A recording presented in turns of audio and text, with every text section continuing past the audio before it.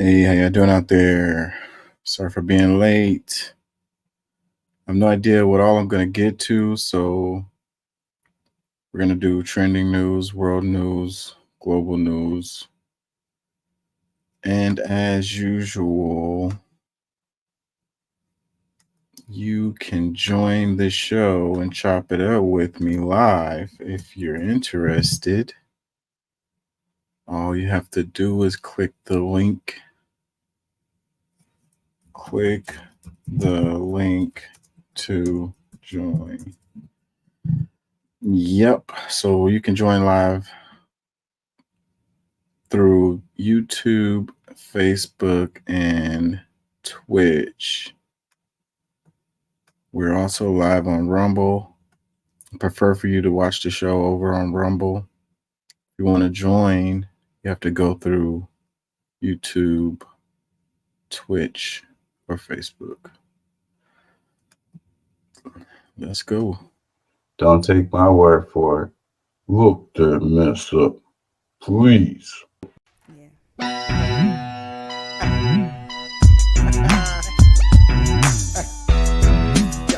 Yeah, you know what I'm saying? KCE, King Chaka. An educated and united public cannot be controlled. Get organized. Learn to be active.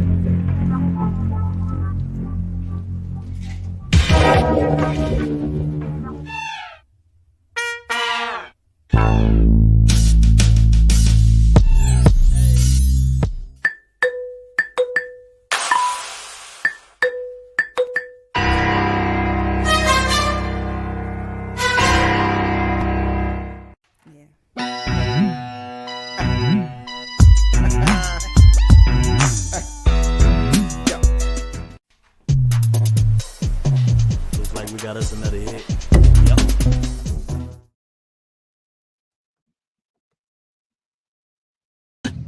You tell her to get away from me. She's crazy.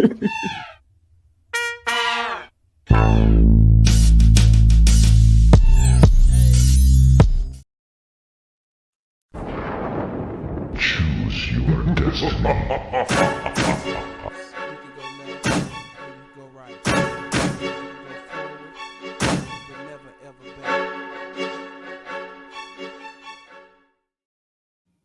An educated and united public cannot be controlled.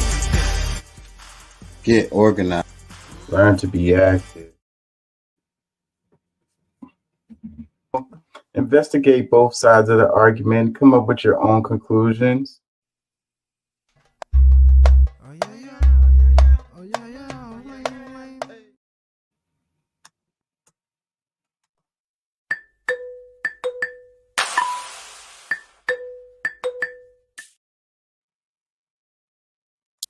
Yeah, you know what I'm saying? KCE, King Chaka.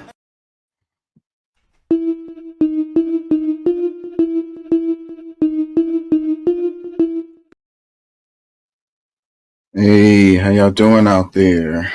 How y'all feel? Remember, an educated public cannot be controlled. Learn to be active. The views and events expressed here are totally whacked and are not necessarily the views of anyone, and it may or may not be factually correct. Therefore, this has been produced for educational and/or entertainment purposes. ¿Cómo estás? Bien, bien, bien. ¿Podemos ayudarnos más? Sí se puede. Don't take my word for it. Look that mess up. Please, for your own benefit, do it. Let me play this little Kim Jong-un video because I was watching this a few minutes ago and it gave me some jokes. Yokes.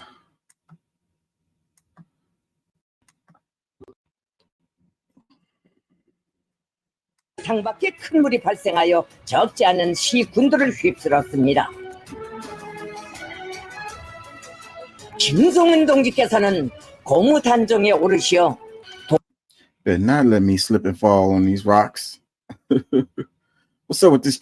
You gonna let me get hit by a tree? You messed up my hair.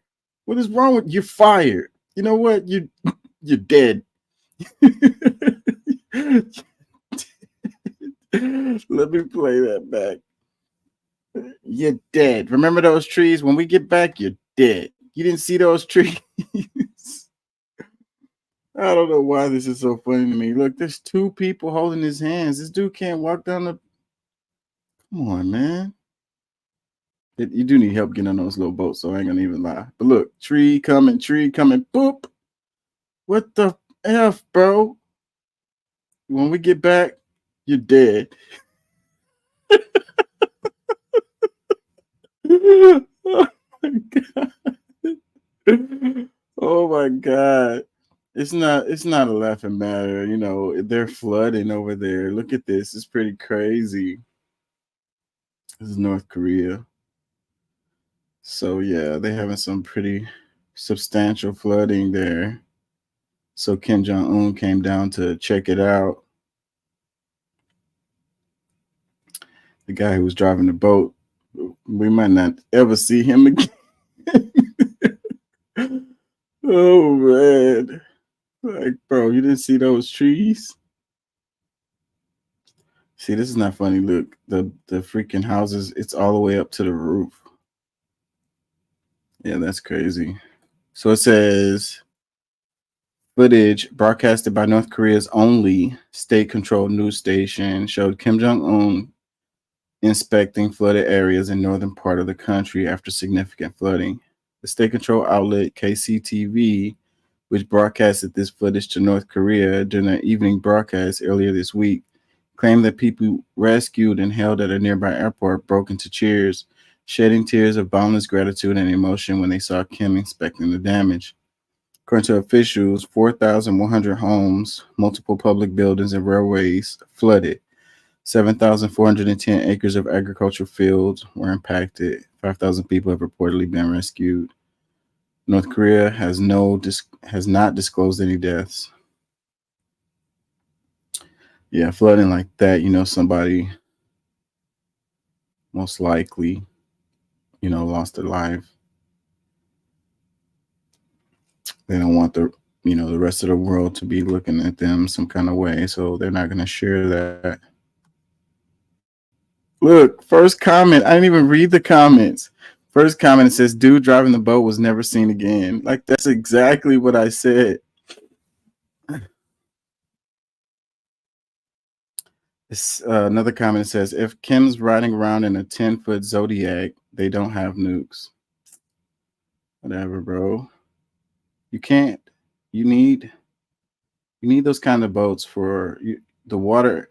You don't know what's there under the water. Like, those are for shallow waters.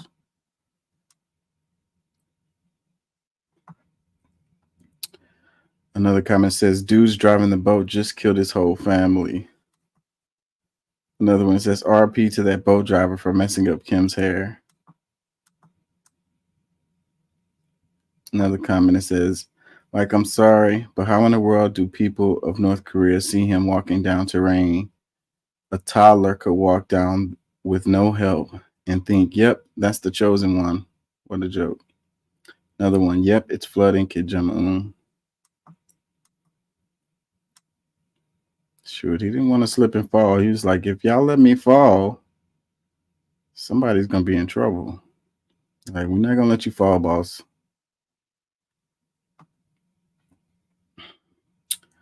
Another comment says, the U.S. probably going to send them money to rebuild. It says, surprising he didn't game in the boat driver on the camera for hitting the tree. It says, the way they treat him like a toddler. Definitely looked like a toddler when he was walking down those steps, like a 2-year-old, like someone who just started walking.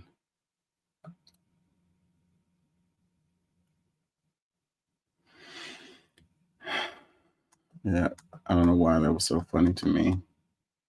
Morbid sense of humor there. Forgive me for that. How y'all feeling out there? Y'all feel good? Let me see which direction I wanted to go in.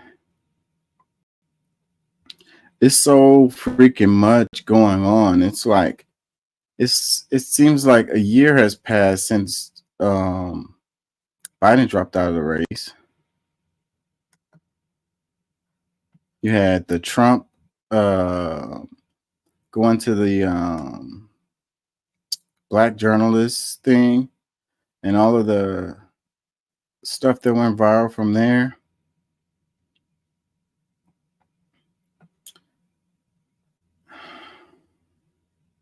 It's just so much going on. So much happening. Yeah, I don't know where I want to start. The lady, I definitely want to talk about the lady, Khan. She's the chairman of the I can't think of the name of the.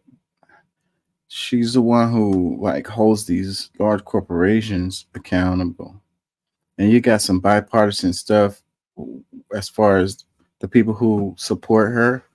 You got people from both sides supporting her, and people from both sides hating her too.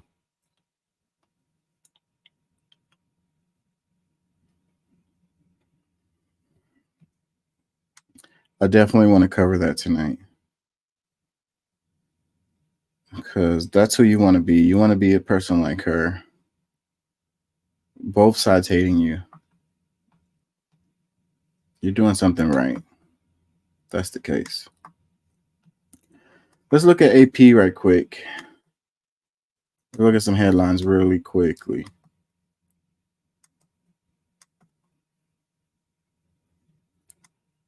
Trump says he'll skip ABC debate with Harris in September and wants them to face off on Fox. Donald Trump says he's pulling out of a scheduled September debate with Vice President Kamala Harris on ABC and wants them to face off on Fox.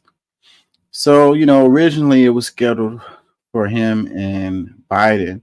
So I kind of can understand. And on the other hand, he wants to play on comfortable, home field. He wants that home field advantage over there on Fox. They're not going to fact check anything. But the debate that he had with Biden, what was that on? What that was ABC, right? They didn't fact check him either, so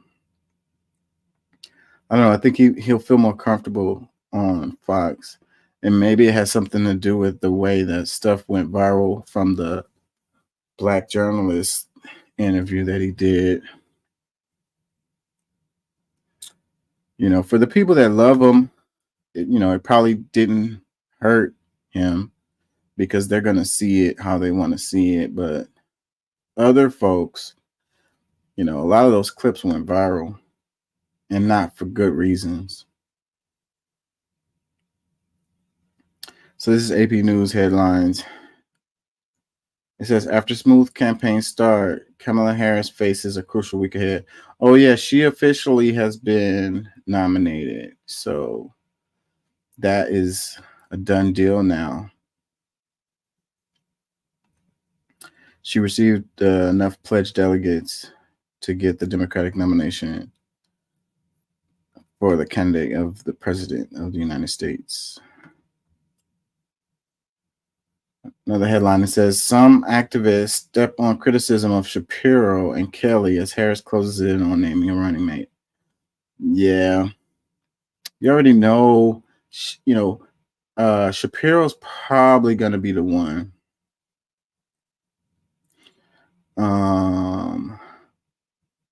I think she should pick the astronaut guy. But, playing it safe. You want to play it safe. The Democrats always play for the centrist folks, They're always like, we got to worry about those center voters, center left, center right voters. So we need to appeal to them. And we also need to make sure that we get somebody that's in a swing state that may have give us a little edge in the electoral college. So I get it. But if they really wanted to win, they should placate to the left. That's where they'll get voters from. A whole huge slew, a pool of voters they will get from that side. A lot of folks that's going to sit out of this election. Because why would you want to like try to cut some of Trump's voters off and get some of his voters? Like a lot of those people are locked in, you know? I don't think there's very many of them that's going to cross over to Harris's side, no matter what she does. You know, but I think there's things that she can do that would attract people from the left, the ones that are going to vote independent or the ones that's going to stay home. But being the Democrats like they are, they get paid to lose. So that's probably what's going to happen. They get to have a wonderful career at losing. It says Trump again tears into Georgia Republican governor on the same day he campaigns in the state. I don't know what that's about. I didn't hear about that. I don't care enough to look that up. It says in late response, Vatican deplores the offense of Paris Olympics opening ceremony tableau. Yeah, a lot of people, the internet kind of went crazy about that. I mean, how holy is Paris at the end of the day?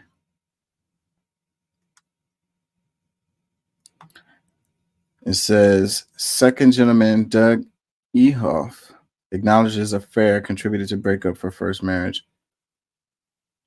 Who the hell is that? Like, and I don't care. Opposition leader joins rally calling for Venezuela president election results to be overturned. Yeah, this is another big deal. It's like I say, so much is happening. So much is happening. Venezuela is a mess right now. The UK is a mess right now. It's a lot going on. You know, the US have been trying to get a regime change in Venezuela for a long time. They've been trying to get Nicolas Maduro up out of there for a long time. And another opportunity has arisen, you know. And what's crazy about this is how it's unfair how the media is covering this story, you know, because it's only from one side and they're not sharing the information because the US had officials over there who were monitoring, you know, the election. And you've got the opposition who's come out and said, you know, we have proof that Nicolas Maduro didn't get all those votes, but we aren't going to release that proof or whatever. But the officials over there said it was a clean, crisp election. But then you got the U.S. saying that, you know, the U.S., the government of the United States or whatever, they are saying that, you know, it was some shadiness going on. But the people that they sent over there to watch the election said everything was straight. So meanwhile, they're rioting in the streets over there, getting led on, led astray, run amok. I'm going to talk about that some more because I know I have some clips on that. It says Israel kills militants in the West Bank as a nervous region watches latest on ceasefire talks. That's the other thing that's crazy is so much going on. That's what I mean. Like, I didn't know what the title of the show today because I didn't know what all I was going to be able to get to because it's too much. So, and I know I'm going to have to finish up on Sunday night. So I have no idea what all I'm going to actually be able to cover. But yeah, Israel, you know, things are heating up in the Middle East. Big time, big time, big time, big time. So, Israel has they took out a Hamas leader. They also took out, I want to say, Hezbollah commander. I want to say, I could be wrong on that one. And the U.S. has sent, warships over there. Hezbollah sent some rockets into northern Israel. Israel sent a rocket into Beirut. It was a retaliation for the bomb that hit. What was it? It was in the West Bank. Where was it at? It was like in the Golan Heights. It was the occupied portion of Syria, I want to say. And what was crazy about that is that Hezbollah didn't claim responsibility for that attack. And, why would they not? You know what I mean? Like, if they did it, why would they say they didn't? They would be like, yeah, we did it. Hey, y'all kill civilians all the time, bro. Oh, boom, we're going to do it too, or whatever. Like, I don't understand why they wouldn't. And then I was reading some stuff about it. People were saying that it was a misfire from the Iron Dome, like an Iron Dome misfire. And of course, Israel isn't going to want to take credit for something like that, especially if it was like a mistake and it led to these kids dying. Either way, it escalated the situation over there. And the guy that they killed, the Hamas leader, was the one that was working on the peace talks. So he was, they were trying to work on ceasefire talks or whatever. And what they're saying is, like, killing that guy was ending the peace talks. It's like peace talks over. Like, you killed the guy who was trying to do it or whatever. So, and as a result, things have escalated over there. It's getting ugly. If things continue to escalate over there, you already know, like, the United States has already sent ships over there. You already know if Iran goes into a full-scale war against Israel, which could happen. Everyone's trying to keep from this happening. All sides are really trying to avoid this. They're doing these little proxy skirmish types of deals to keep from it turning into an all-out, hot war. Because if it turns into that, then who knows who's gonna get in it, and who knows which side they're gonna get in it on. So nobody really wants this, man, other than Israel. Probably Netanyahu is probably the only person that really wants this. And some of the people in the far right, in the Knesset, they're delusional as hell. It says Spanish journalist or Russian spy, the mystery around Pablo Gonzalez double life. So I was reading a story related to the swap that happened. It was a swap happened with Russia where they released some prisoners that they had, and the U.S. released some folks that they had in Europe. It was a combination with Germany and another country in Europe. And one of the stories was really interesting. It was it was a couple, and they were spies. And their children didn't even know that they were Russian. They thought they were Portuguese or something like that. Like, they spoke Spanish. They didn't even know until they was on the plane on their way to Russia, and Putin greeted them getting off of the plane, chopping it up with them, giving them flowers and stuff. Kids didn't even know, man. That's some intense ass spy stuff right there, where you have children, they don't even know, because the spies was living under, other names.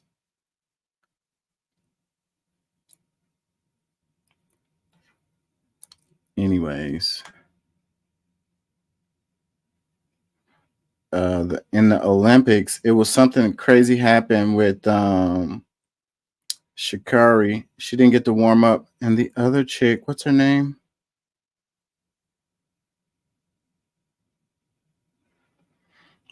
And that kind of affected the whole thing. And people are saying that it was some kind of racist thing going on. You know, it's Paris and it's the Olympics. And I don't know. They said they changed the rule overnight. And, you know, those two, they didn't get to warm up. The one chick, I don't know why I can't think of her name right now. She's retired. She's like, I'm done. I'm through with this. And Shakara came in second place. How much did it have not getting to warm up? It seems like you should be able to warm up regardless of having to have access to go out there to where they're all warming up. But it seems like you could do that without going over there. But I wonder how much did that affect what happened.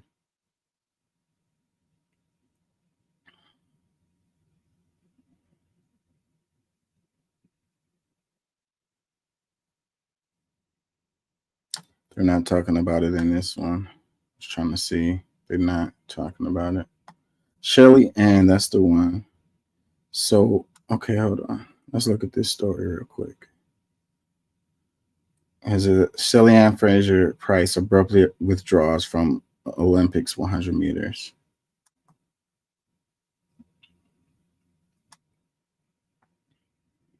I think that she was upset about what happened with the warm up and the rule change and all of that.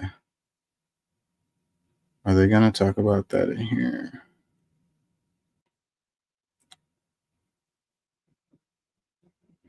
It says she suffered an undisclosed injury.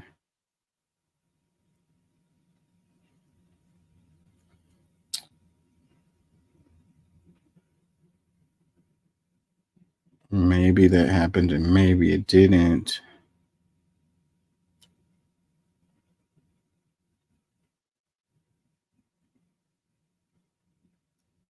They're not talking about it. Oh, here it is right here. It says, earlier in the day, Fraser-Pryce was one of several athletes blocked from entering the training track. The Jamaican team said on its social media site. The team said she was eventually let in. Paris organizers said she merely came to the wrong gate and had to go to a different one to get into the practice area. That's kind of weird.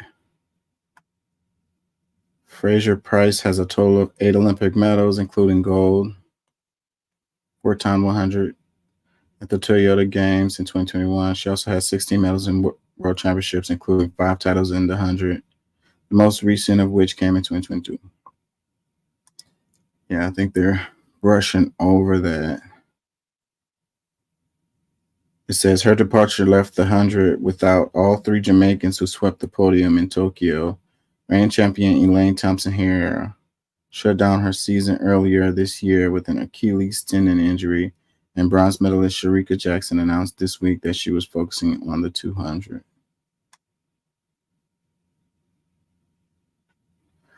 Yeah, I don't even know. I can't really just speculate, but it was a lot of little chatter about that on the internet. Who's to say what actually happened?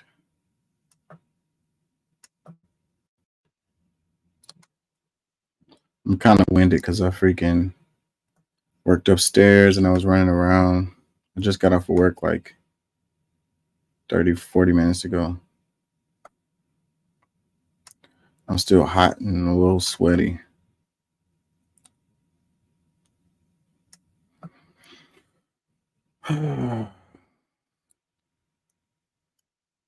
This is the UK clip, I think. Let's see this. Fuck off, get him, lads! Get the fuckers! Smash that shit to it! Get that shit done, man! Get fucked off, man! Watch yourself, watch yourself! Watch yourself! Get back!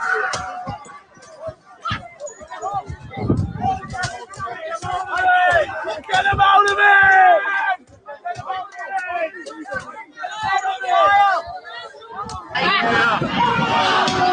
Fucking go in!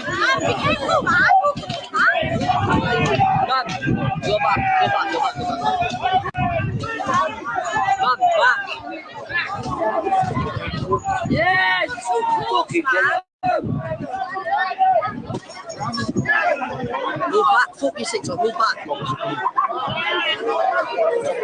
Kill him! No, where's the woman? Move. Get back! Are they? No, you're not listening, man. Look. They're stabbing him. Back. Fucking hell, they're stabbing him. Are they actually stabbing? Yeah, they're stabbing him. They're stabbing him. Yeah, I ain't gonna lie, man. Crowds scare the crap out of me. You know, humans, you know, the pack mentality and that stuff just kind of takes over. That mob, like the pack, the mob, the group, you kind of would do stuff that you wouldn't normally do, you know, when you get into a group and you just go crazy. Anyway, so how all of this started was there was a stabbing killing that happened in the UK, and I want to say it was 3 kids who were killed and a number of other ones were injured from this stabbing attack. And the media came out and said it was a Muslim that did it, like an Arabic person that did it. And I don't know that that's actually true, because I was reading about it and that may not necessarily be true, but it doesn't matter at this point. It doesn't matter, you know, the whole thing, you know, Brexit came from this same sentiment, and for a while, and you know, the whole reason why they exited, you know, the European Union or whatever is because of the immigration issue. And they're like, you know, these immigrants are coming over and they're taking over our country or whatever. So stabbing happens, they blame it on a Arabic person, and then riots break out. And these are race riots. Like, don't get it twisted.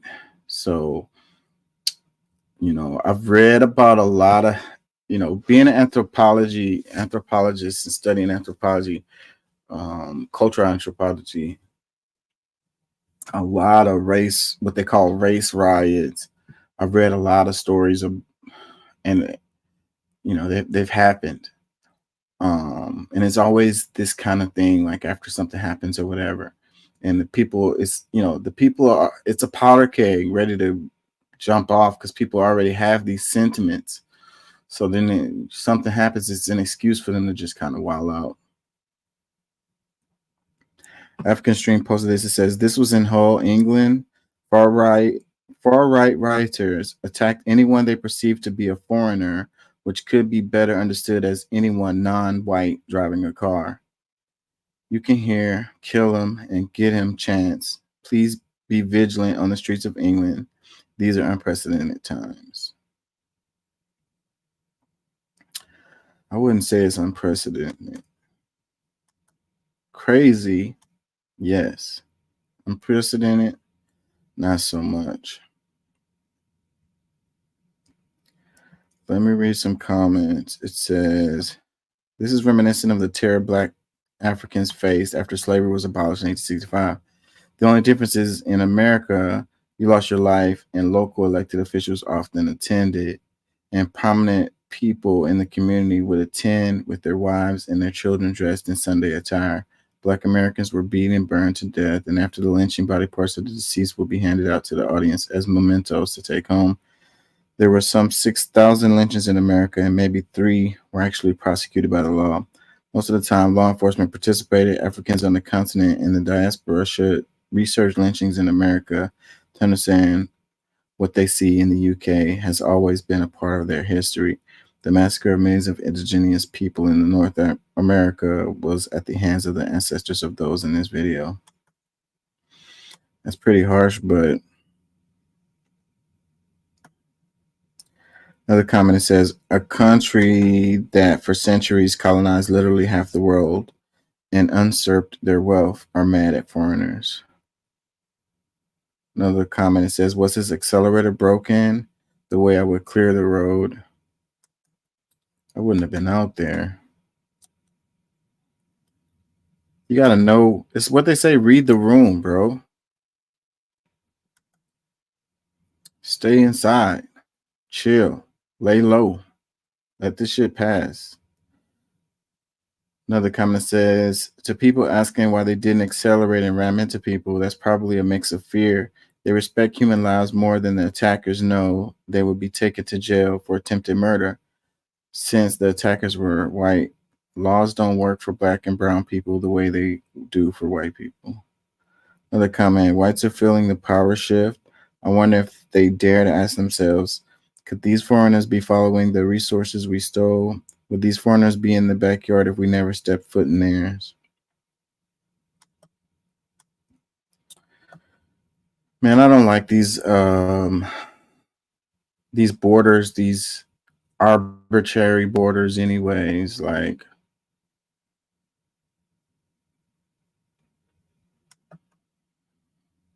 some imaginary line somebody wrote on a piece of paper.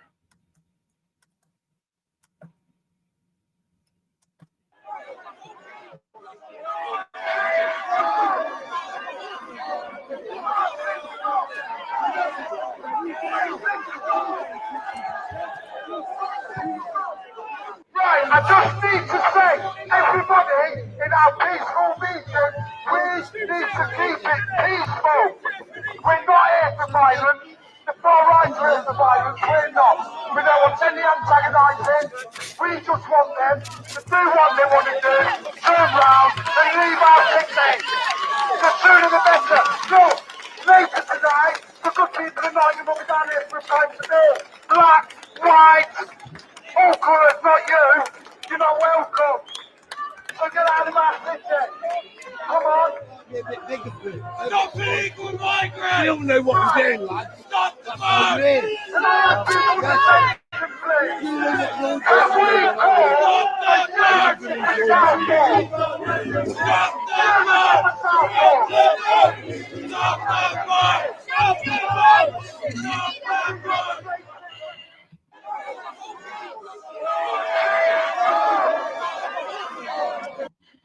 So it says, there's been scenes of disorder in Nottingham, UK, as far-right protesters began to push police who separate them from anti-racist activists.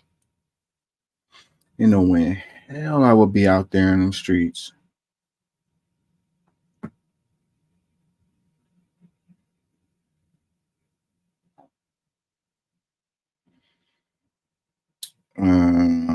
Comments, it says white equals far right, Hamas flags equals peace, Sky reporting. Another comment, it says it's not far right, it's just people fed up being treated like second-class citizens.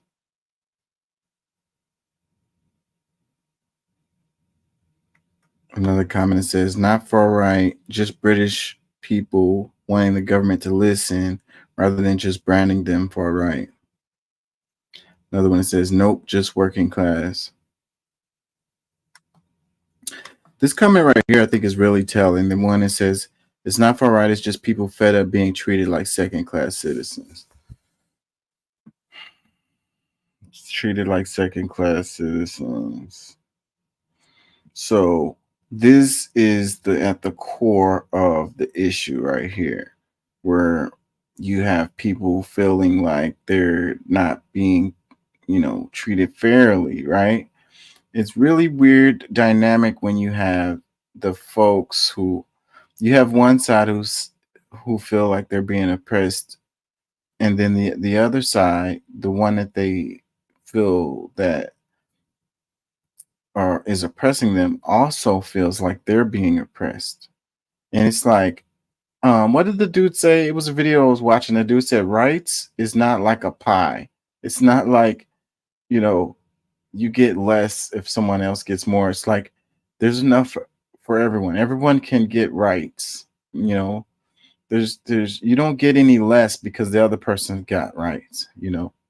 So I think that's one of the things that we should focus on. We talk about human rights, So, but if you feel like somebody else doesn't deserve rights or whatever, if you feel like your rights are being trampled on by giving other people rights, then maybe you need to, that's the one where they say, I turned out fine.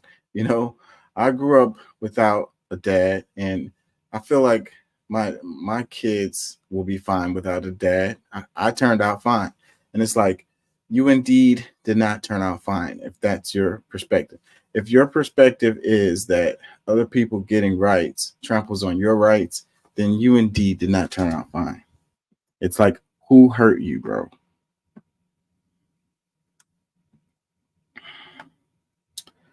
Comments, it says, I get it. People have had enough of the border situation and illegals taking over our country. It's understandable. Another one, why are people who are patriotic known as the far right?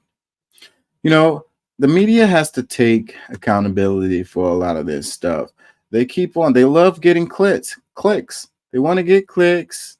They make advertising dollars and they stir the pot.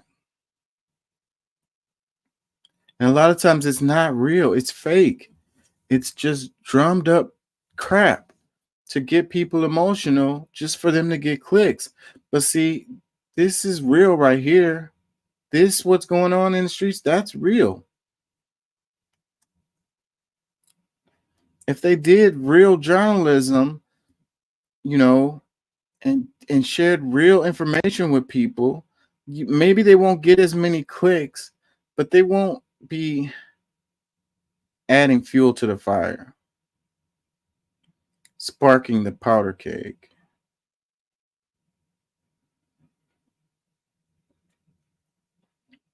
Another comment that says, why is fighting to be British far right? What does that even really mean? Fighting to be British.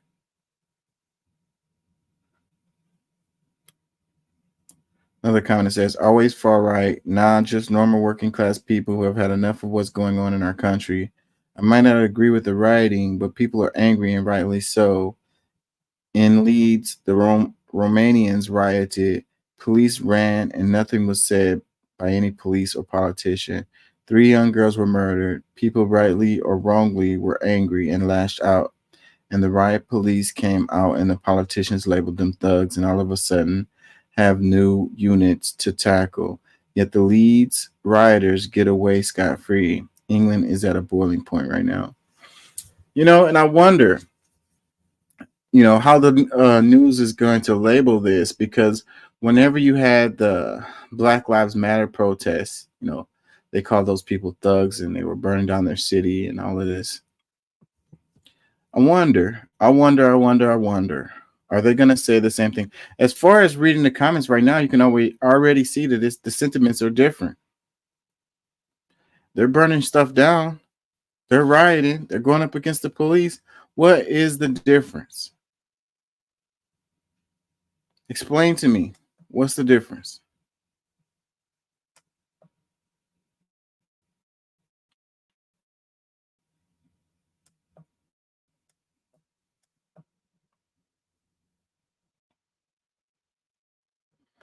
This is the clip of them not letting them in. Changed the rule yesterday. Like, change the rule and then not say. So you're asking all the athletes who, for whatever reason, don't stay in the village, them can't come through the gate. We came through this gate yesterday and went through security and was okay. The man said we can't go back over all the way up where everybody else are come back down. That's crazy. Hey, what's up? She said them changed the rule yesterday. Like, change the rule and then not say. So you're asking all the athletes who, for whatever reason, don't stay in the village, them can't come through the gate. We came through this gate yesterday and went through security and was okay. The man said we can't go back over all the way up where everybody else are come back down. That's crazy. Hey, what's up? She said. Yeah, so she said she came through the gate yesterday. They said they can't come through the gate today. It's like they changed the rule yesterday. It's like they didn't tell anybody. Like, that is crazy. That is crazy. I understand. I feel you. So it says legend Shelly Ann Fraser Price and Sha'Carri Richardson were denied entry into the warm up area hours ahead of their 100-meter semifinals race due to alleged rule change on Saturday.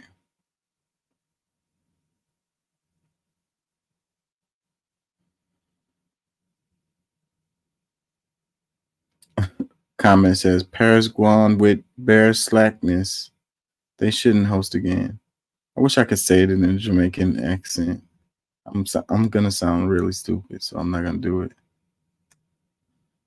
Guan with the bare sick slackness. I can't do it.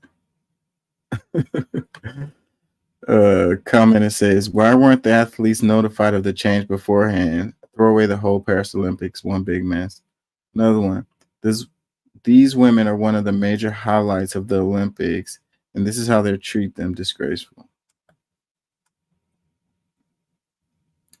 It says, but Sha'Carri still did her race. Sometimes you have to push through. Another one. It says, something doesn't smell right in a Ninja Man voice.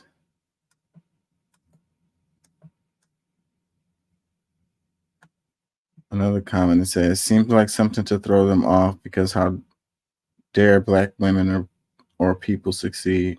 Another comment, nonsense. If this is true, France shouldn't be allowed to host Olympics again anytime soon.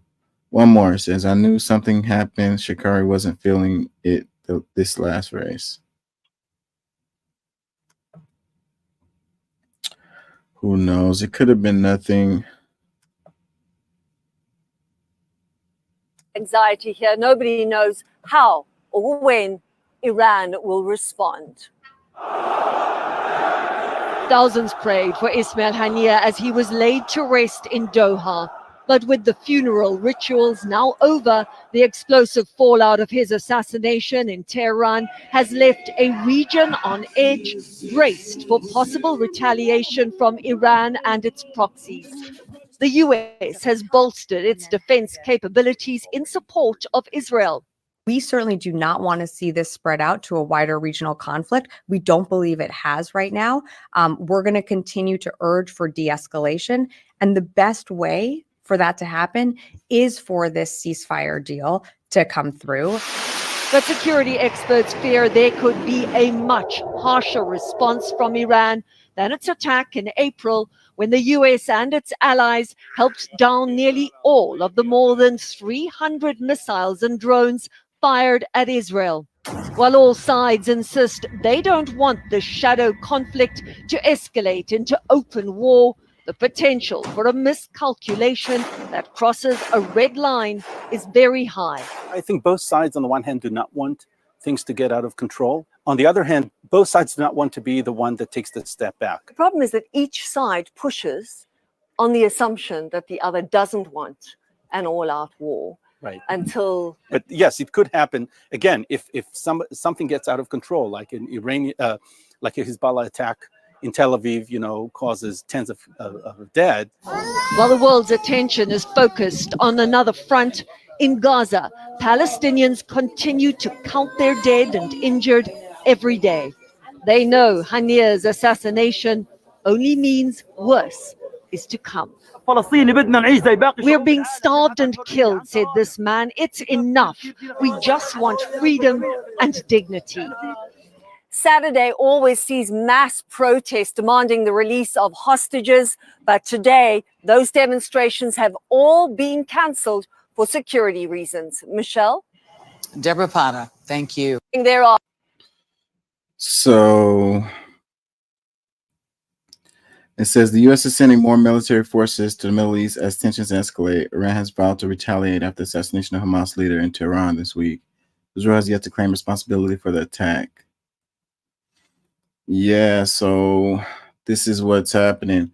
And man, so, Israel's so gangster. Why do the U.S. has to come to the aid every damn time? Do we really want to be in a war with Iran as a result of Israel? Maybe some people do, but I think that, It's the regular folks are the ones that's going to suffer as a result. You know, these corporations are going to make money, so maybe they're the ones who really want this to happen. They're going to make money. They're already making money. They're going to make even more. But people are going to be hurt. And it's going to be regular folks that's going to be hurt. Comments. It says, Israel bombing everyone everywhere, and then playing the victim and dragging us into wars. Enough is enough. This is absolutely insanity. Another one. Where is our diplomatic team? Where is our president? Why does the administration let us into these conflicts? We must stop the neocons on both sides of the aisle. Both sides of the aisle. Yeah. Netanyahu came and spoke in front of Congress, and they say he left with the confidence that Kamala Harris would support them, would continue to support them. None of that stuff really came out, like what they talked about or whatever, but that's probably what happened. They had a conversation, and Kamala was probably like, you know, if I win, I got y'all. Don't worry. It says, may God bless Israel and his angel USA. Another comment that says, I hope they get what they deserve. War criminals killing innocent children in Gaza. The whole world is looking at shredded and decapitated children, and nobody's doing nothing to save these peoples from hell. So I really hope they get what they deserve. Another comment, don't blame Iran. Israel has killed their president. Another comment, military industrial complex. Yep. Another one, Israel is stealing our tax dollars. Not stealing. It's being given to them. Another comment, when there's war, you will always find United Snakes of America in the first row. Another one, the ceasefire deal that Israel rejects, and it's killing all members of the negotiating team with the blessings of the U.S. government. I mean, like, that's the thing, like, you know, diplomacy, you know, talking it out, trying to work things out, clearly is not, you know, is on the agenda of some of these folks, you know, and if you murder the person who's doing the negotiating, how can the negotiation continue? And then you say that it's the other side who's not wants to negotiate. Bro, you killed the person who does the negotiation. You killed that guy. This is exactly what the leaders of Israel and U.S. wanted all along. War is profitable for the rich and powerful. Another one. So Israel's putting us in another Middle Eastern war to help Israeli government get richer from our tax dollars and to put citizens at risk to their colonization expansion. And to those that say it's been war in the Middle East forever, you don't know your history. That's what they say to oversimplify things, but it's not true.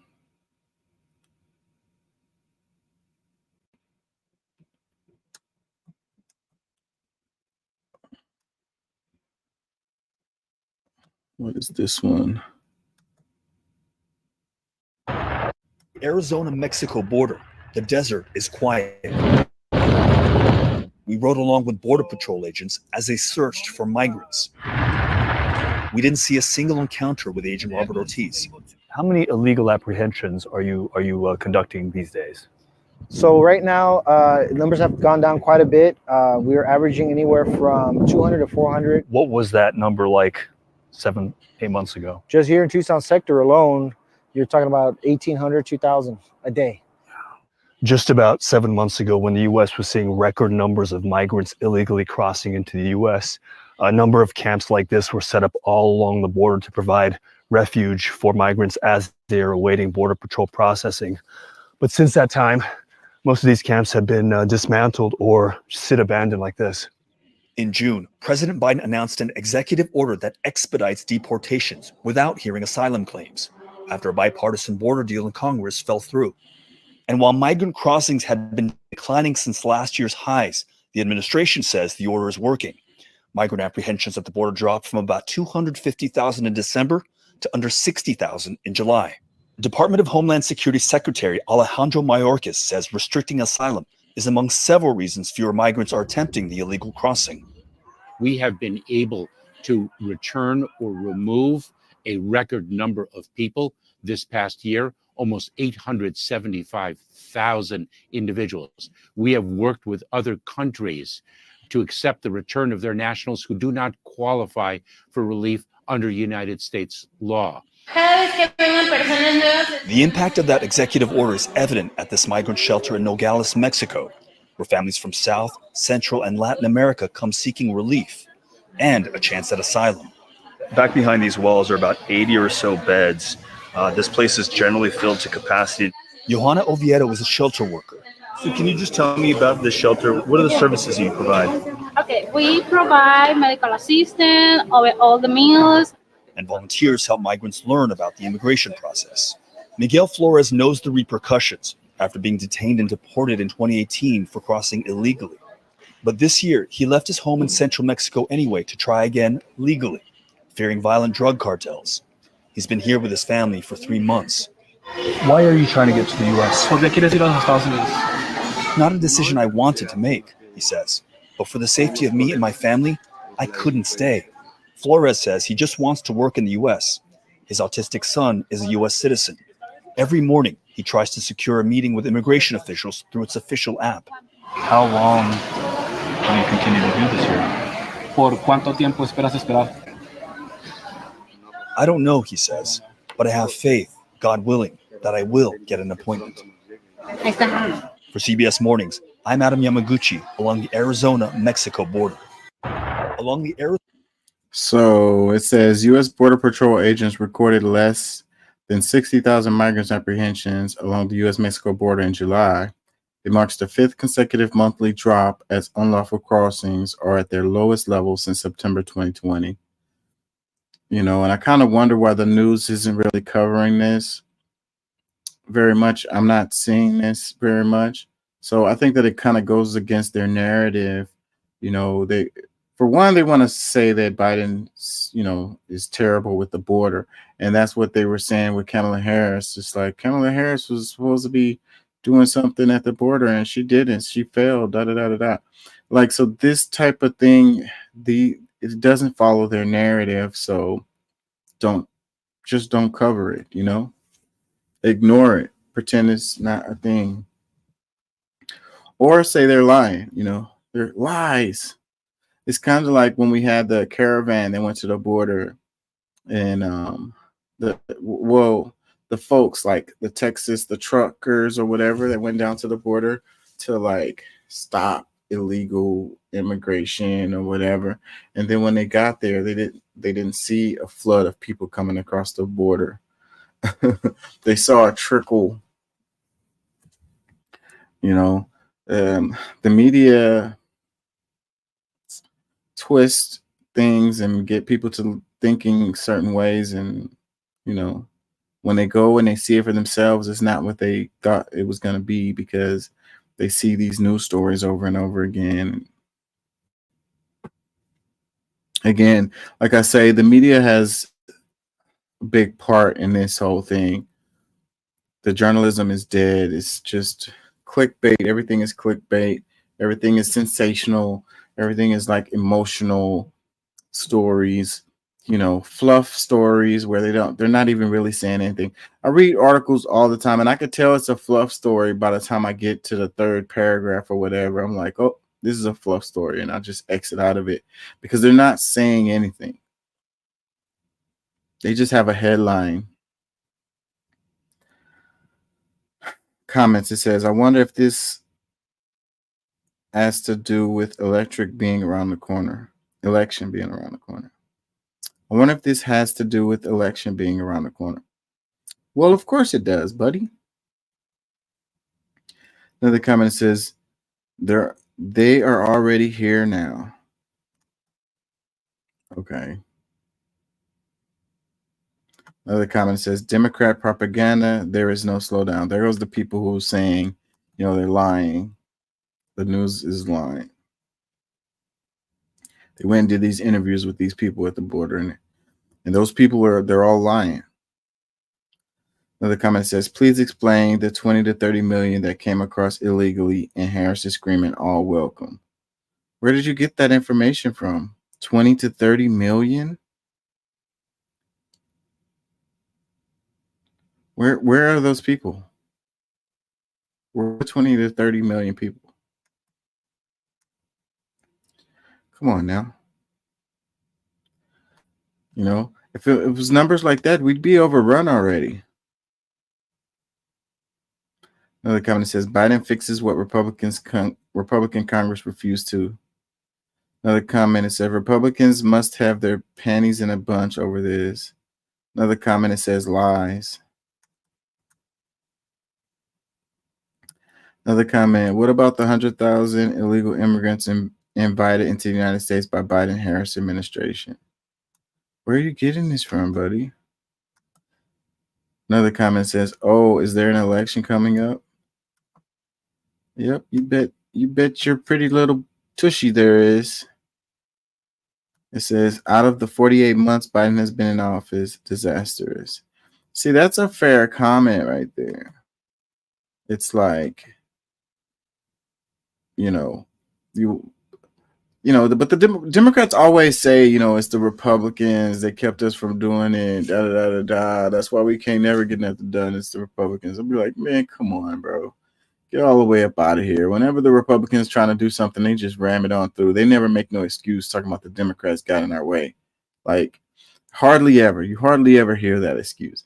You always hear that excuse from the Democrats. So, like, I'm not buying it. I'm not buying it. No, I'm not hearing that. I'm not feeling that. No. Freaking own up to your shit, bro. As far as it being that the border is an issue, and there has been people coming. That is a real thing. It hasn't been no 20 or 30 million like this lady was saying up there, but it has been an issue. And also, Biden's been in office for going on 4 years now. Well, 4 years now.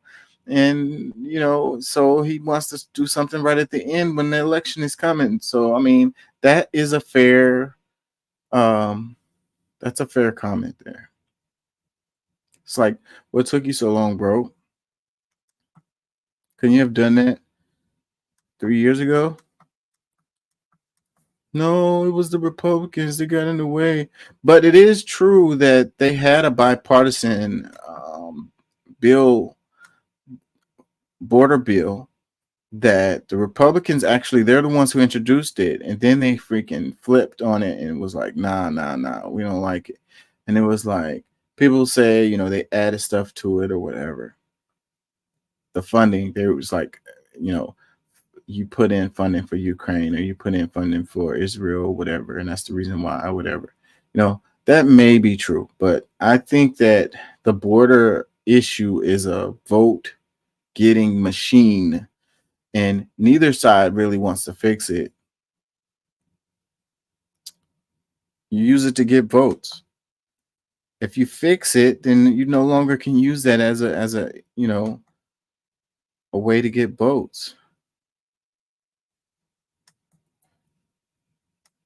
This one, it says Trump declares seniors should not pay taxes on Social Security. And I was like, I saw this and I was like, what? Seniors have been paying taxes on Social Security? Like, dang, what a rip, bro. Like, you paid taxes for your Social Security and it came out of your wages for your whole life, and then you get old and they give you back the money that they took out of your check for taxes, and then they tax that. That is so cold. That is so cold. Oh my God. You old now. I mean, how are you gonna receive any benefits from those taxes at this point? Like, what is it? How does it benefit you at this point? Like, taking this money out of your check your whole life while you was working, You get out, it's time to get that money back that they took out of your check. And then they tax that money the money that they took out of your check. When it's time to give it back to you, they tax that shit. Like, oh my God, that is cold. That is cold. Cold world, man. Fox News, it says major policy proposal. For the first time, former President Trump is throwing his support behind making senior citizen Social Security payments tax-free. You know, what I would say, though, is politicians always say stuff like this, you know, and it sounds really good or whatever. And then when they get in the office, you're like, hey, what about that thing you said you was going to do? That thing? You know, I voted for you because you said you was going to do this thing. Oh, we'll get to it, you know. Eventually, we'll get to it. Time and time again, those things do not happen. So I don't believe them until I see them from either side. It wouldn't matter if it was Trump or if it was Biden, or if it was Kamala Harris, if it was Bernie Sanders, you know, any one of them saying stuff. I don't believe them until I see it. They're politicians. That's what they do. They try to get votes. They tell you good stuff. They sing, they whisper sweet nothings in your ear, you know, because they want something from you. Once they get that thing that they wanted, then are they going to give you what they said they were going to give you? Who the hell knows? It don't even matter at that point. They've gotten what they wanted out of you. And you don't have any power or any tool to force them to comply or to, you know, you don't have any negotiation. You don't have any leverage. You've already given away your leverage. It says the money I put into Social Security is meant to be taken out when I retire. I've been putting money into it for 50 years. So when somebody talks about taking away Social Security, they lose my vote very quickly. Well, he didn't say he was going to take away Social Security, so I don't know what you're talking about here. I don't know. Maybe he said it some other time, because the Republicans have been talking about it. I mean, the thing is, they've been talking about that for a long time, so that'll never happen. It's too many people that completely rely on Social Security. Will be here forever. Now, as far as funding it and how much money you're going to get out of it, now that's a thing. But is it going to go away? Never. I've been wrong before, you know, but I just don't see it happening. Comments that says, how are we going to pay for all this? National debt is already record high. How are we going to pay for not taxing people's Social Security? Bro, somebody punch this guy in the face. Ray Capri. Somebody go punch that guy. Please. How are we going to pay for it? Bro. I don't know, bro. Maybe not send so much money to the military industrial complex, you know, maybe not send so much money to Israel. Maybe collect the damn taxes that's on the books. Close the loopholes for all of the tax dodging folks, putting money overseas and, you know, on those islands and stuff. Stop letting people take the money out and put it in another country and hide their money, you know?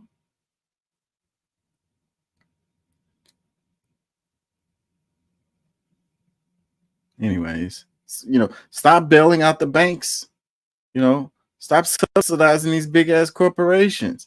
It was a story about a company. Dang it. I don't want to say the wrong name, so I'm not going to try. But there was a company and they told a municipality, like a local area, like a city, that they were going to come there and they were going to bring a lot of jobs and they were going to produce or manufacture certain products there. And so the city was like, okay, you know, if you come and you're going to, you know, make all these jobs for our local area, then we're going to flip the bill for your facilities that you need here. So the city came up with the money.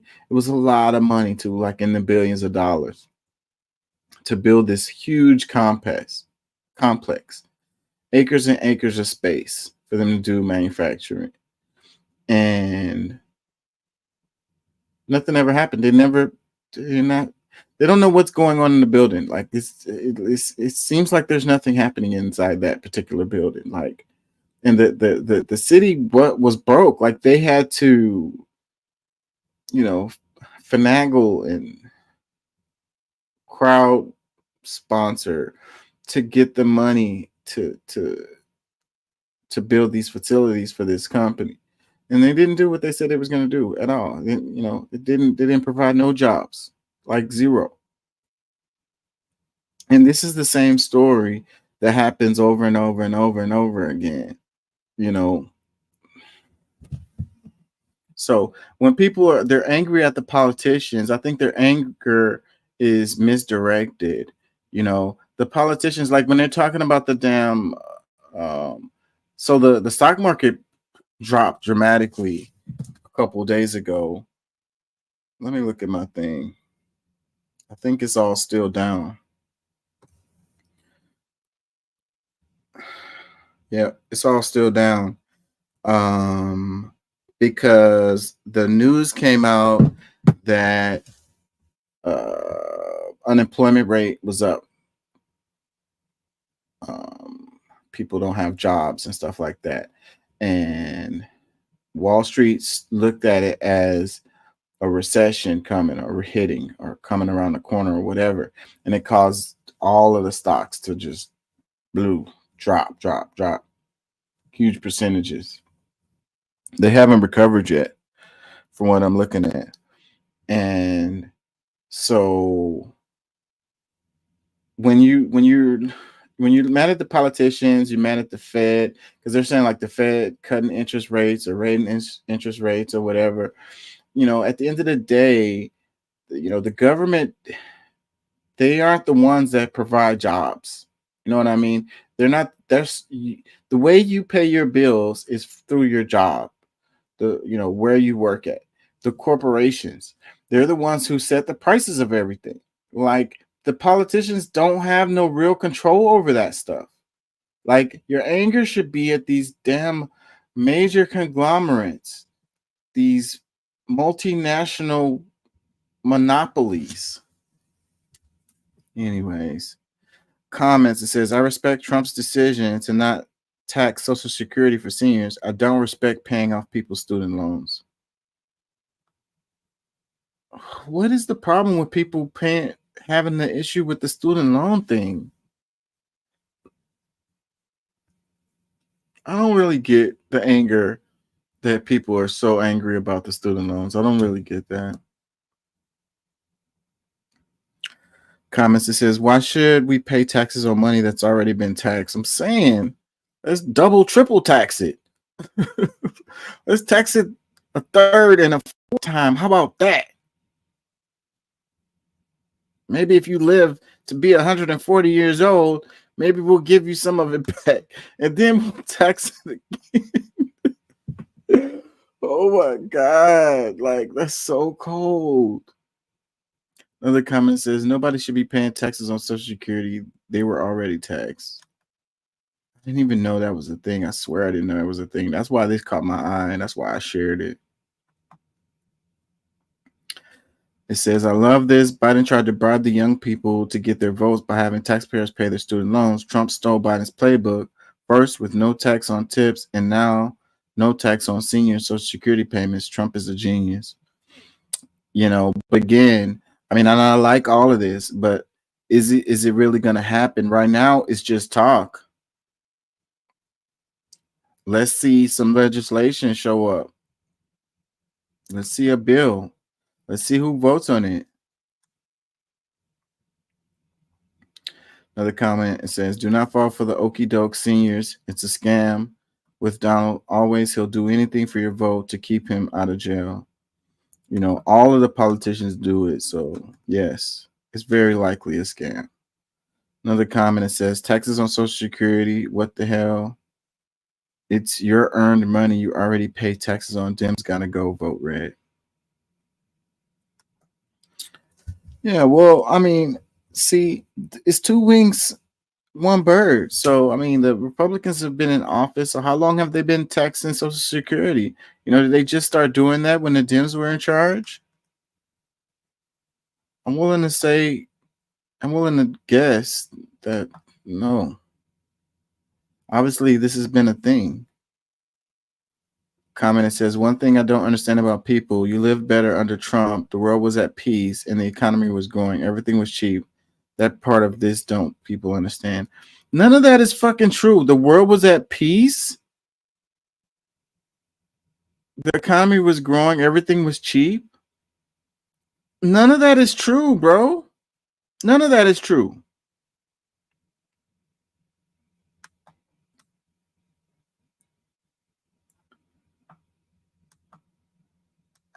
I don't remember a state of affairs where it was all just kumbaya and just happy go lucky and everybody was just skipping to work every day, like when Trump was president. Like, no, bro, that's some old fantasy ass world these people are living in. It's crazy, man. You must got a huge block in your memory, bro. The world was at peace. Come on, man. Another comment says seniors won't have to pay taxes on Social Security because Trump plans to eliminate Social Security altogether if he's elected president. Trump already said he's going to consolidate power to the executive branch. When and if Trump does that, he can do whatever he wants, and the conservative Supreme Court will go right along with it. That is why America elect Kamala Harris as the 47th president of the United States. No Project 2025, no dictator Trump, Kamala Harris 2024. That's pretty damn extreme right there. Yeah, that's pretty damn extreme. He can't pull off none of that, bro. He ain't gonna be able to pull that off.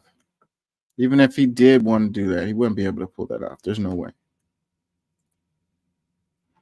It says, tell your grandparents' parents, Trump 2024. Another one, Mr. President, Social Security is my only income. It would be huge if you were to get a tax relief bill into law. Another comment. President Trump, you are the best president ever. All you do is for good of Americans. God bless you and protect you always. Another comment. Are you joking?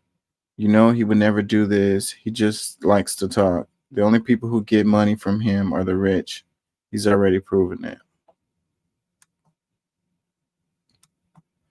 Who knows what he would do this time?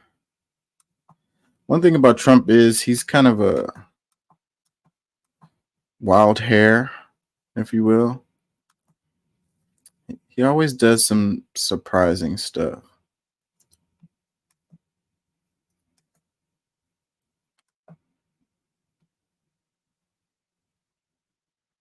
It says Venezuelan opposition says office ransacked as election tensions grow.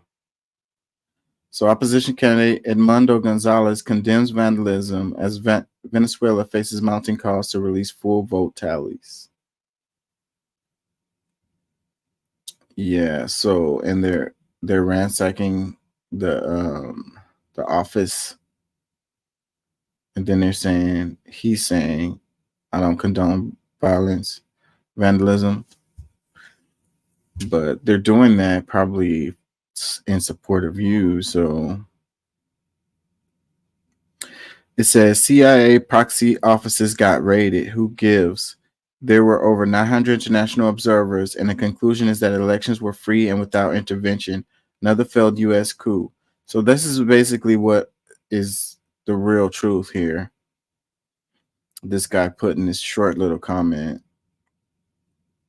The observers of the election said everything was good, but that is not what the media is covering, and that is not what the United States is saying. It's so shady, and they've been trying to coup Venezuela for the longest, bro. So like people have such a short memory. It's like this time is different looking ass.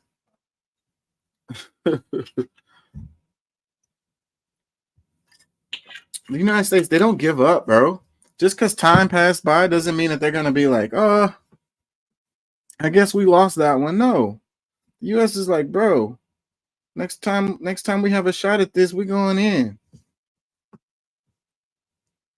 comment says, this is not a fight between right or left wing. It's a fight between democracy and authoritarianism, between good and evil, between peace and war, between prosperity and misery, between having a decent life or starve to death.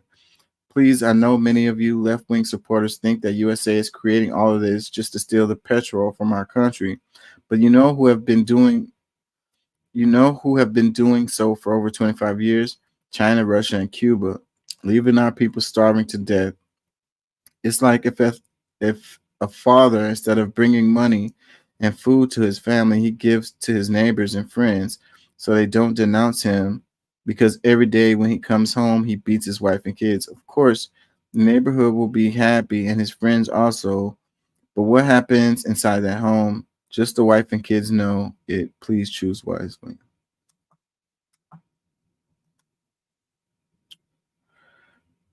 Another comment says the U.S. needs Venezuela's oil. Another one says pay by U.S. election fraud by Maduro in Venezuela. Other one, CIA paid proxies like Egypt and Libya. Another one, the CNE did not appear within the deadline established in the organic law of electoral processes. All of the candidates in the TSJ, Supreme Court, and the transparency of the elections. You know who did not ask for transparency? Maduro. Another one, he's no longer an opposition candidate since he won the election. Another one, election tensions. Maybe you mean as thousands of people go out on the streets risking to be killed because they can't stand any more misery, humiliation, and blatant lies. Another comment, it says CIA color revolution. Another one, this is the biggest corrupt election in history. Wonder what Trump thinks. Who cares what Trump thinks? Like, what the hell? Don't randomly throw Trump in the conversation. It says, no one is subjugated in the U.S. except the natives. Everyone else is free, and their ancestral homes are not occupied with the U.S. They are used for your benefits as an American citizen. You call yourself an American, you live there and fund the occupation of Native Americans. You're not the victim there. They are. They don't have the rights to their own land and are penned into reservations that you all pay for. What does that have to do with this?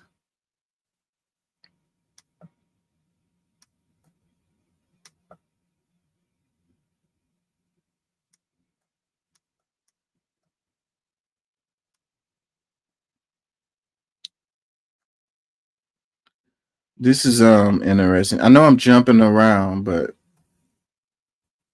NVIDIA reportedly faces a U.S. DOJ antitrust probe after complaints from rivals.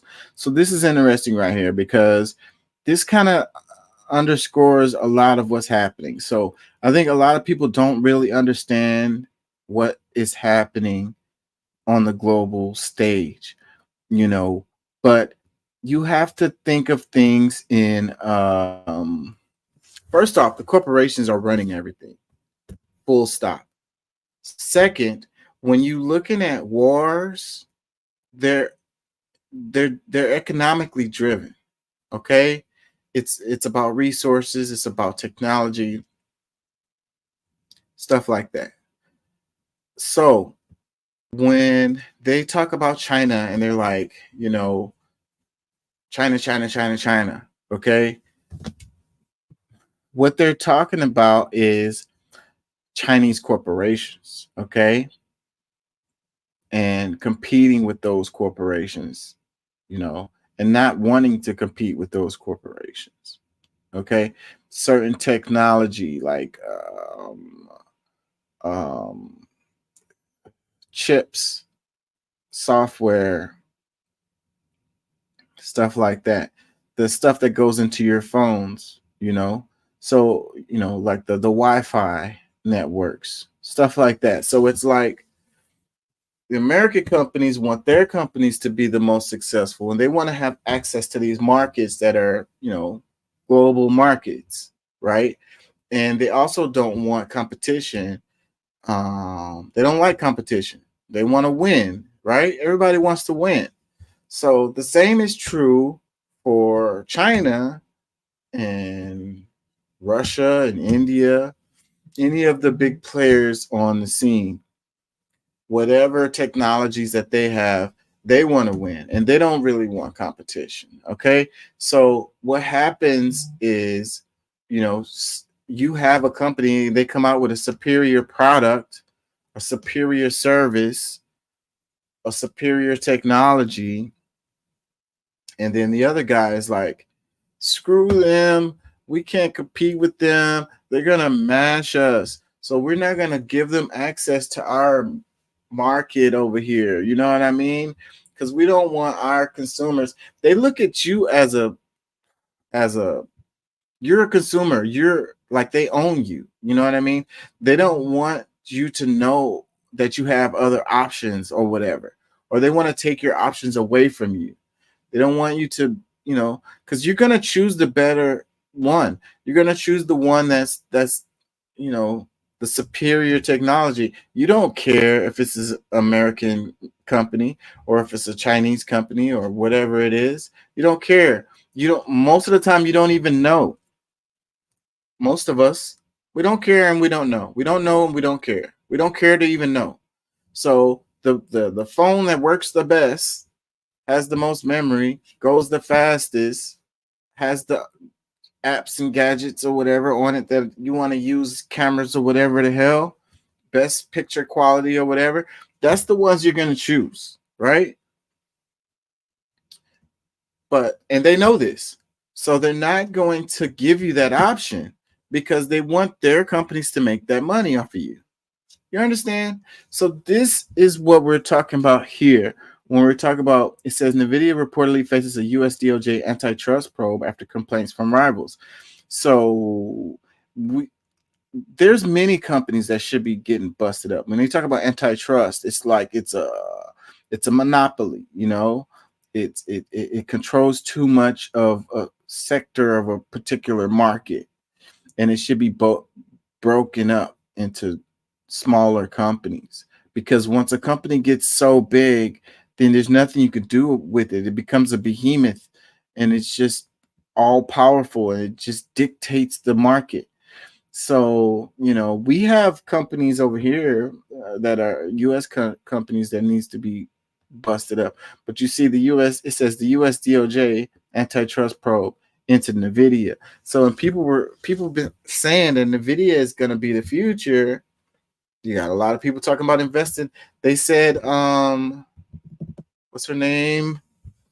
The chick that they're following her trades on the Nancy Pelosi. They said a couple weeks ago that Nancy Pelosi bought huge amount in NVIDIA. And so it's like people are following her trades because it's like she has insider knowledge and her trades seem to fucking win every damn time. And it's like, why is she buying all of these trades into NVIDIA? But now you have this, and it's because NVIDIA has superior fucking product.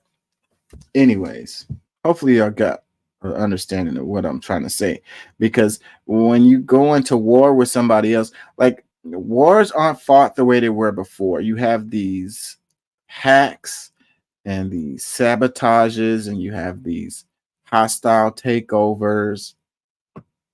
That's the way the wars are fought now. Like the traditional way of warfare is going away slowly, but it's going away, you know. So it's corporations versus corporations, which it was like that before, but they used guns and stuff to, you know, make the way for their corporations. But now it's different. CNBC, it says the U.S. Department of Justice is investigating complaints that NVIDIA allegedly abused its market dominance in artificial intelligence chips, the information reported. Investors are looking at whether NVIDIA charges its customers higher prices for products if that customer wants to buy AI chips from rivals such as AMD, the report said. The DOJ is also looking at whether NVIDIA has pressured customers to buy additional products such as cables that connect servers together, information reported. In response to the report, spokesperson for NVIDIA said the company wins on merit. So he's like, I'm not worried about y'all. You know, we are better, so we're gonna win regardless.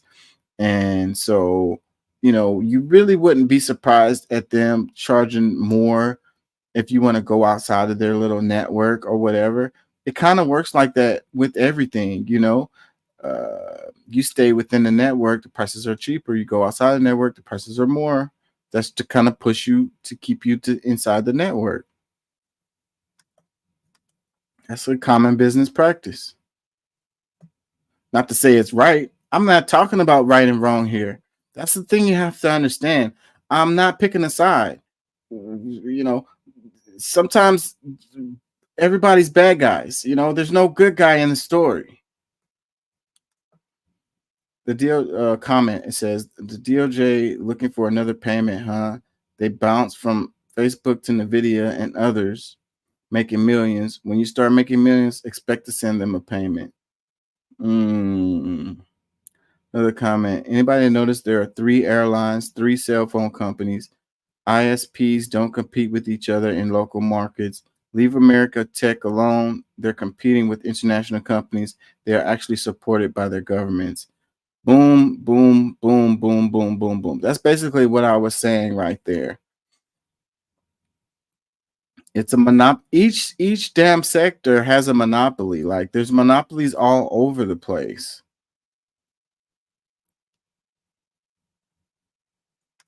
All over the place. Freaking, they were talking about the electric company that's here, the one that provide the service. Centerpoint has a monopoly here. It's a huge market for them, and there's no competition for them. They need to be busted up. Another comment that says, a company so effective, the competition can't compete without government intervention. Impressive. See, this is what I'm saying. I don't think people are understanding. A company so effective, the competition can't compete without government intervention. Impressive. The government has to step in on behalf. They're looking out for Apple. They're looking out for Facebook, you know, because NVIDIA is about to mash them. It's a global market now. Nobody cares what country is where the company comes from. Nobody cares about that. Another comment that says, we call them haters. This explains all the headlines recently. Like, this is so what's actually going on. If you really understand the global market, the way the world is, and what's leading to people, the way they talk about China, the way they talk about Russia, India, all of that, this is that. Like, this specific case is not necessarily all of that, but this is the kind of thing that is that. Does that make any sense? Couple more comments, I'm gonna move on. It says, Intel crying because they can't better chips, LOL. Another, rivals like Intel recently having issues with crashing. Another one, NVIDIA guilty of designing chips with peers.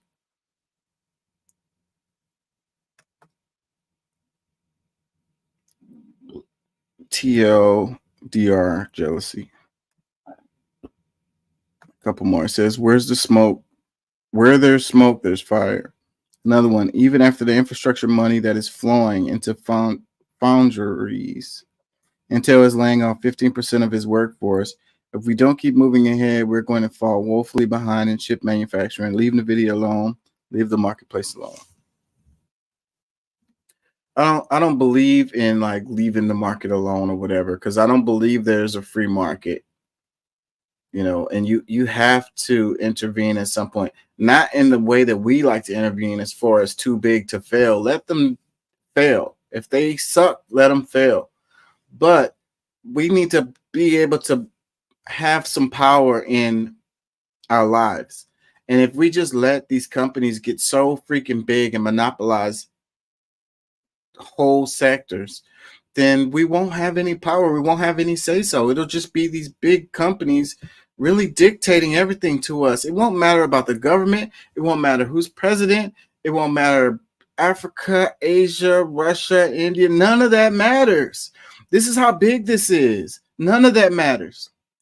These people, these companies like NVIDIA will tell us what's up. They will tell us what we can and can't do, what we can have and what we can't have, what rights we have, what freedoms we have, all of that, bro.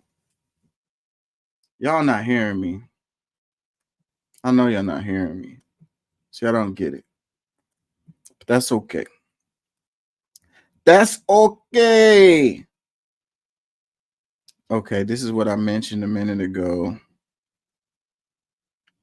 It says, all right, let me play this. U.S. gained just 114,000 jobs last month, far below expectations, while the unemployment rate jumped to 4.3%. Wall Street responded with a massive sell-off, with all three major indexes ending the day in the red. The Nasdaq fell more than 2%. CBS News senior business and tech correspondent Jo Ling Kent joins us now. Jo Ling, what do these numbers mean? Nancy, simply put, these numbers are adding to fears that we could be entering the earliest stages of a recession. Adding 114,000 jobs in July is a solid gain, but it did miss Wall Street expectations by quite a bit, weakening from the strong gains that we've been seeing over the last year. And with the unemployment rate rising to the highest rate in nearly 3 years, investors are worried, and that's why you saw stocks sink today. Now, President Biden acknowledged the disappointing jobs report today, saying there's more work to be done, and now there's even more pressure on the Federal Reserve to cut interest rates in that mid-September meeting after holding steady for so long, Nancy. The Fed just met 2 days ago. Did they miss an opportunity to cut rates then? We were there at the Federal Reserve, and the Fed held rates steady, and critics are now saying a September rate cut could be too little too late. Senator Elizabeth Warren called out Fed Chair Powell today, saying he, quote, made a serious mistake, adding that he needs to cut rates now, not wait 6 weeks.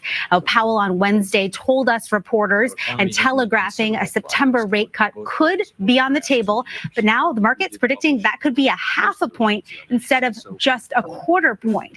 And of course, that would be some welcome relief for people looking for a lower mortgage rate, more affordable car loans, and lower credit card interest rates. Nancy? Yeah, and businesses would welcome that rate cut too. Jo Ling Kent, thanks so much. The Labor Department says the U.S. gained just 114,000 jobs last month, far below expectations, while the unemployment rate jumped to 4.3%.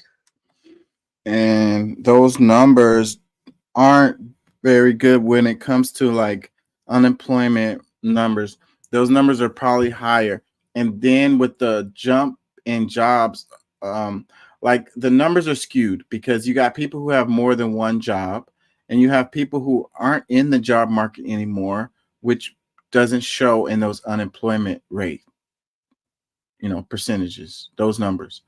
They're not reflected in the people who aren't in the job market no more, who's just sitting on their couch, who's letting their wife work or whatever it is, aren't in those numbers. They're not reflected in those numbers. And the people who have, like the wife who has 3 jobs is not, each one of those jobs are showing as a job, which makes it seem like it's another person, but it's one person. So, yeah. And the last little part where she's all like, yeah, the corporations would like it too, the interest rates going down so they can buy more houses and rent them out to everyone.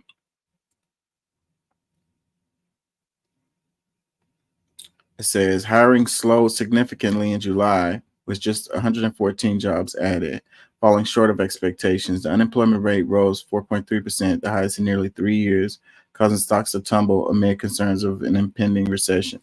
And, again, this goes back to the damn corporations because it has been really difficult to get on at a new job. And people got uppity, right? As from the perspective of the corporations. We covered some of this in the show some time ago after COVID, and you know, people realize that work-life balance is a real thing, and a lot of people wanted to continue to work from home and all of this. And the corporations was like, man, these people are getting too damn uppity, so we need to make them hungry, you know. And so you had companies laying people off left and right, huge amounts of folks.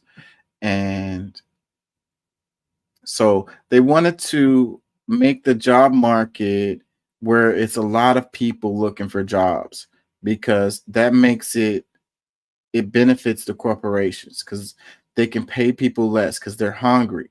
They're not gonna they can't keep passing up a job offer.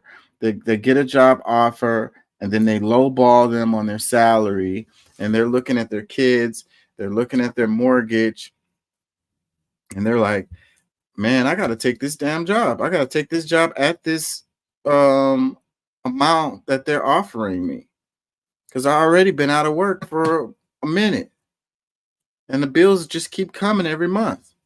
So they created this situation. Basically, what I'm saying is this situation is not organic. It's not a free market. They manipulating this shit left and right. And the stock market dropping, people making money off of that. You know, what do they call them? The options trading and stuff like that. So, and right now is probably a good time to buy. I mean, hey, I'm not giving any freaking money advice or whatever, but you know, the stock market dropping isn't necessarily a bad thing for everyone, is what I'm trying to say. People they're making money off of that too. And they could have predicted this. The ones that predicted this are making the killing right now. What do they call them? The short sales or whatever, the squeeze. As I get older, I'm understanding this shit more and more. Like, it's a game. It's a fugazi. It's, what do they say? The house always wins. The house always wins. So it's a casino. It's a big casino, and the house always wins. You might win every now and then, but the house wins every time.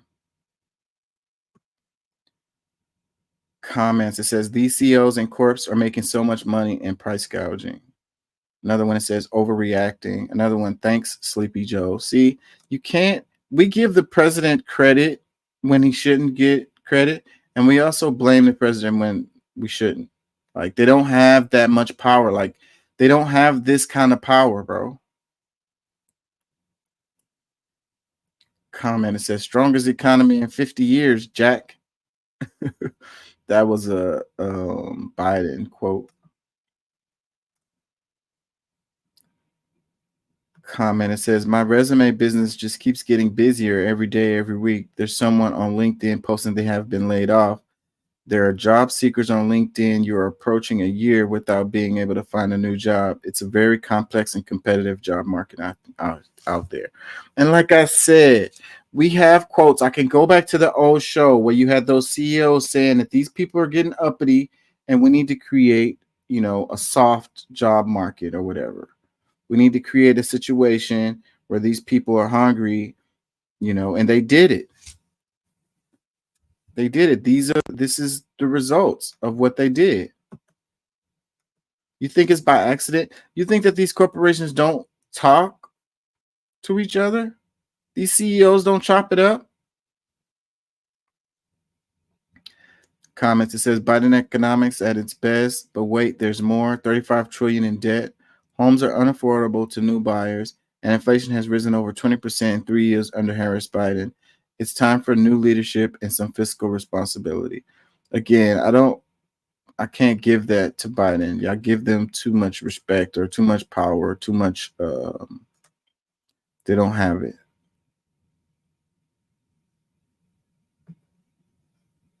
And the presidents, they accept that shit and they be like, oh yeah, I did such and such and such. I created this economy. No, you didn't. Go sit down.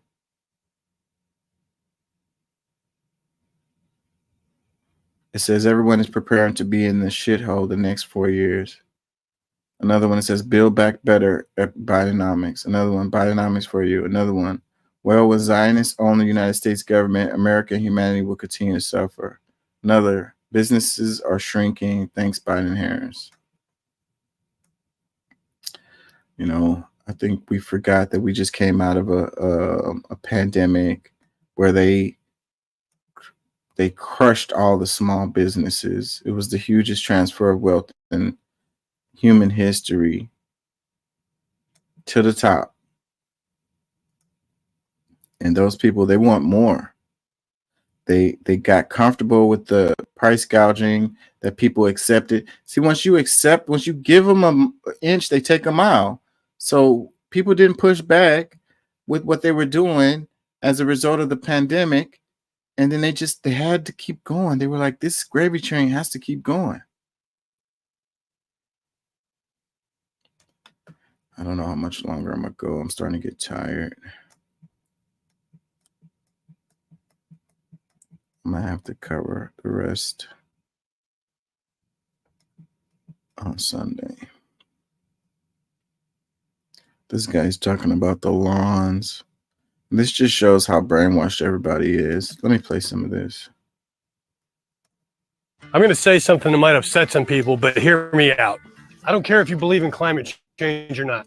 Whether you think we're spiraling down the drain towards a global crisis or you think everything's just fine, it doesn't really matter. Get rid of your lawn. Lawns originated in 17th century England and France, where wealthy landowners would cultivate lawns around their estates. The lawn symbolized status and wealth. Are you a 17th century aristocrat trying to show off the status of your estate? No? Then what exactly do you need a lawn for? Me personally, I don't care what anyone thinks of my status. And I have too much real work to do to create pointless chores for myself. For those of you who do believe in climate change, lawns are environmentally damaging due to their high water usage, reliance on chemical pesticides and fertilizers, and their lack of biodiversity. They contribute to water pollution from runoff and create pointless monocultures that sequester less carbon than native plants would. And if you don't believe in climate change, just think all the time you could save by planting some native plants and not mowing a lawn. Unless you like spending your weekends doing pointless work. That's a choice.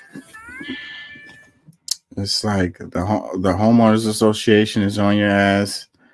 You got this endless. It's like, what is the one about the story of the guy who's pushing the rock up the side of the mountain just to have to do it again? Like, that's dealing with the lawns is like that. It's like it's never ending, like ever. Don't take a week off. Don't go on vacation. You know what I mean? Homeowners association is going to be in your culo. You know, it's pointless and stupid. It's draining water, draining resources, draining your energy. It's dumb, really dumb. We've been brainwashed in this lawn thing. That's one of the things that really should change. Like, if everyone changed when it comes to the lawns, it would have a global impact.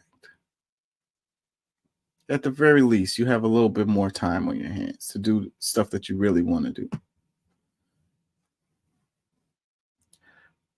Caption, he says, lawns are one of the most produced crop that no one can eat. Plant some native ground cover with pretty flowers. Why we want to keep following a trend from the 17th century makes no sense to me. Me either, bud. Me either.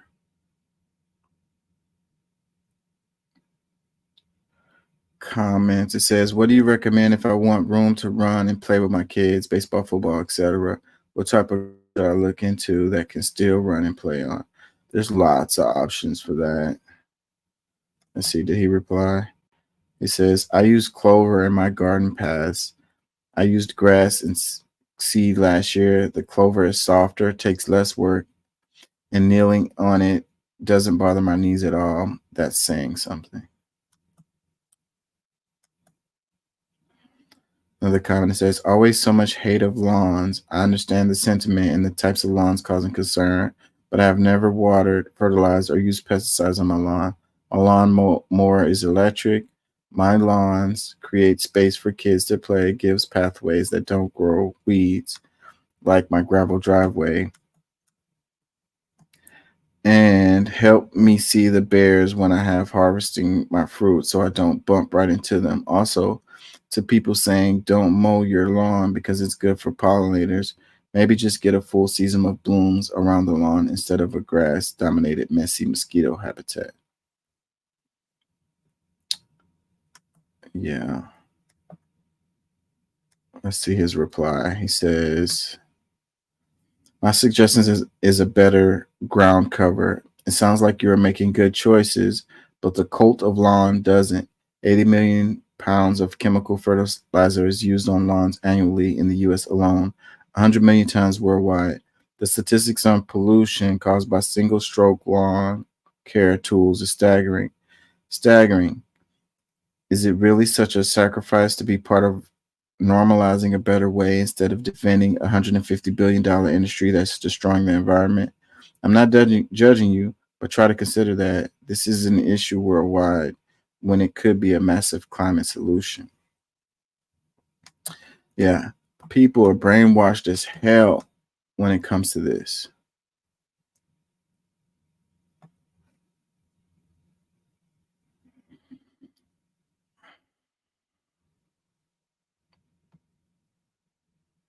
They just can't see no other way. They think the way that we've been doing things is the best way.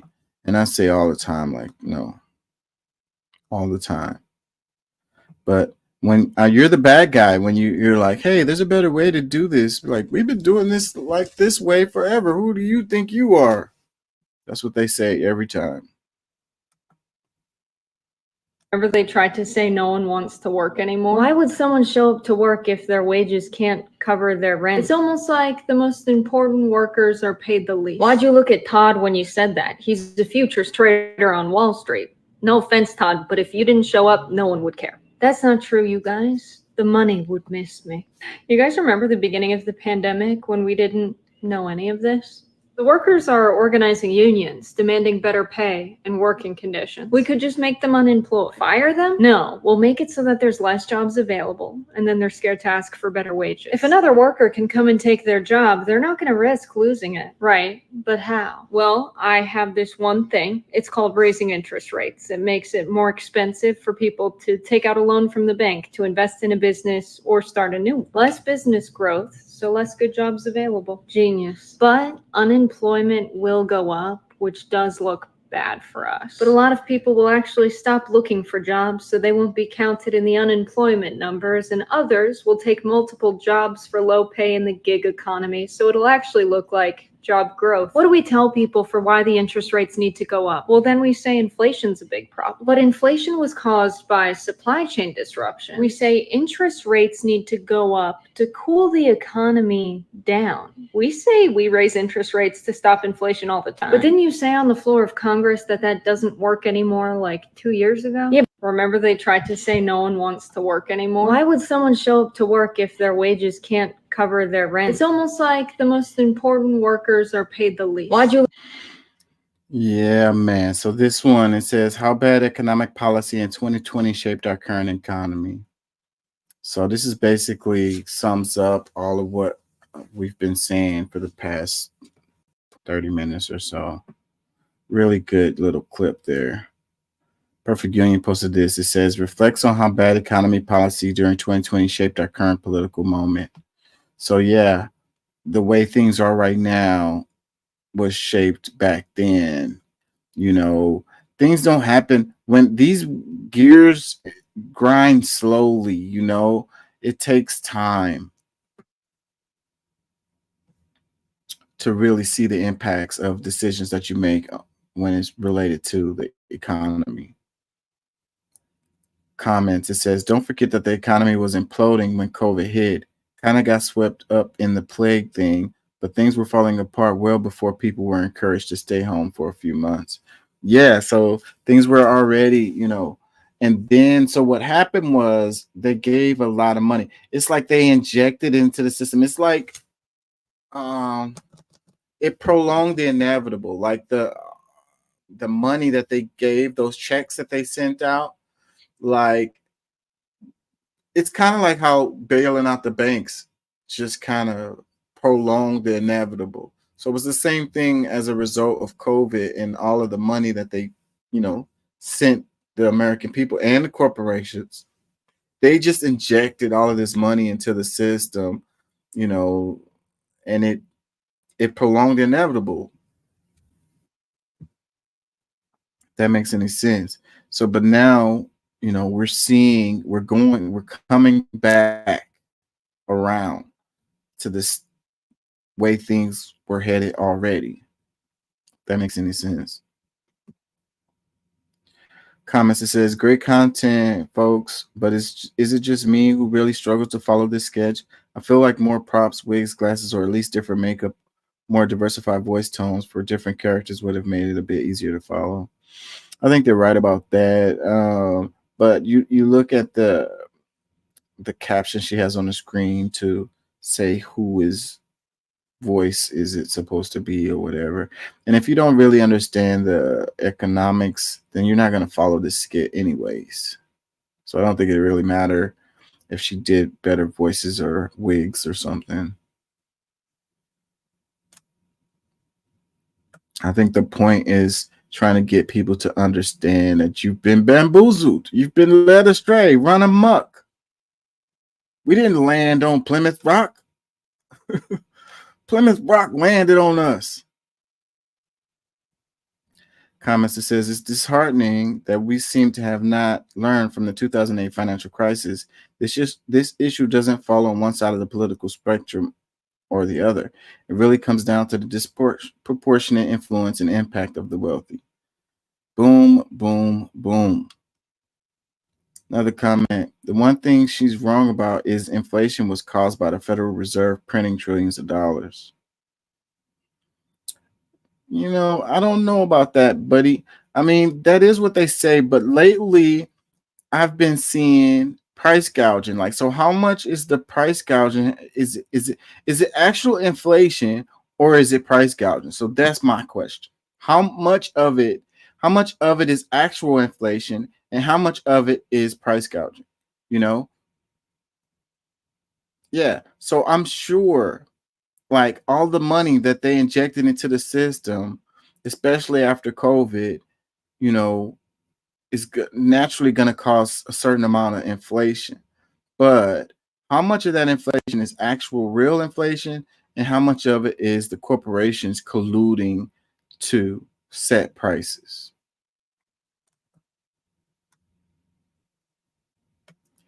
Comment, it says, inflation may have been at one point, but now it's just corporate greed in the name of inflation. Just look at the books. The corporations are making record profit.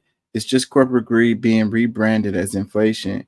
Do your research, people. RH companies are rolling in the dough while you and I suffer. Inflation is the biggest joke I've ever heard. That's basically what I was just saying. I mean, you can't call it inflation when these companies are making so much money. Like, they're making more money than they've ever made before. So where's all that money coming from? Another comment that says, who can afford to look for a job if they don't have one? That's really not a thing unless you're rich or have a rich family.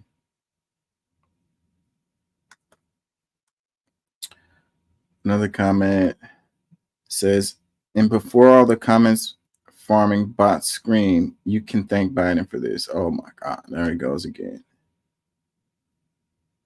Another comment. So this person didn't get this post at all because they're talking about in 2020. So I mean, Biden was barely in office.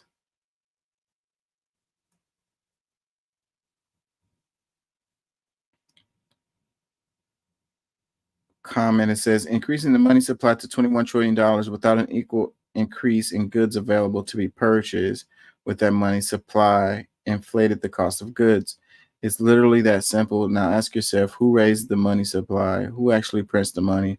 Are they actually accountable to anyone? And if so, who? So like, this comment is better, closer to pointing to what's going on. Again, I would ask, why are they making so much money and how much of the inflation is actually real? But this is way better than like saying it's Biden economics. You know, the Fed, these people are the same, you know, regardless of who's president. Like who's president doesn't matter to these people. I wanted to cover what's her name? Lena Khan. Who is her? I said I was going to do that, so we got to do that before we get out of here. So let me see if I can find it.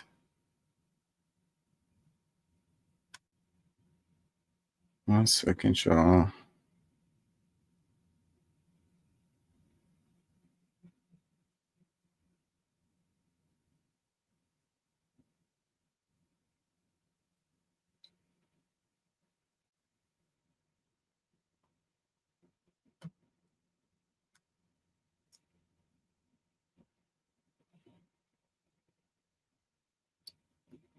I thought it was a YouTube video.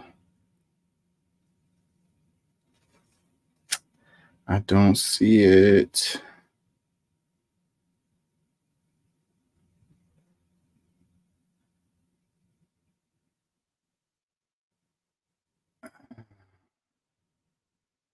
Money war, how the U.S. unleashed economic warfare. Is that it? Hold on.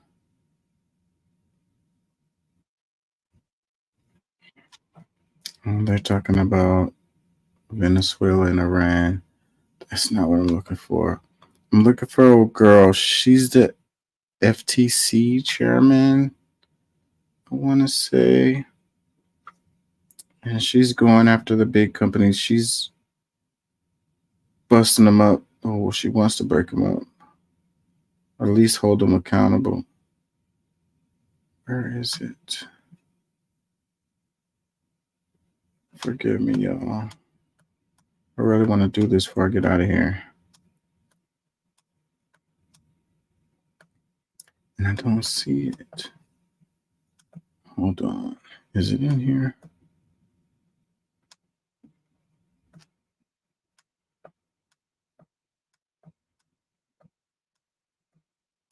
I might have to come back to all of this.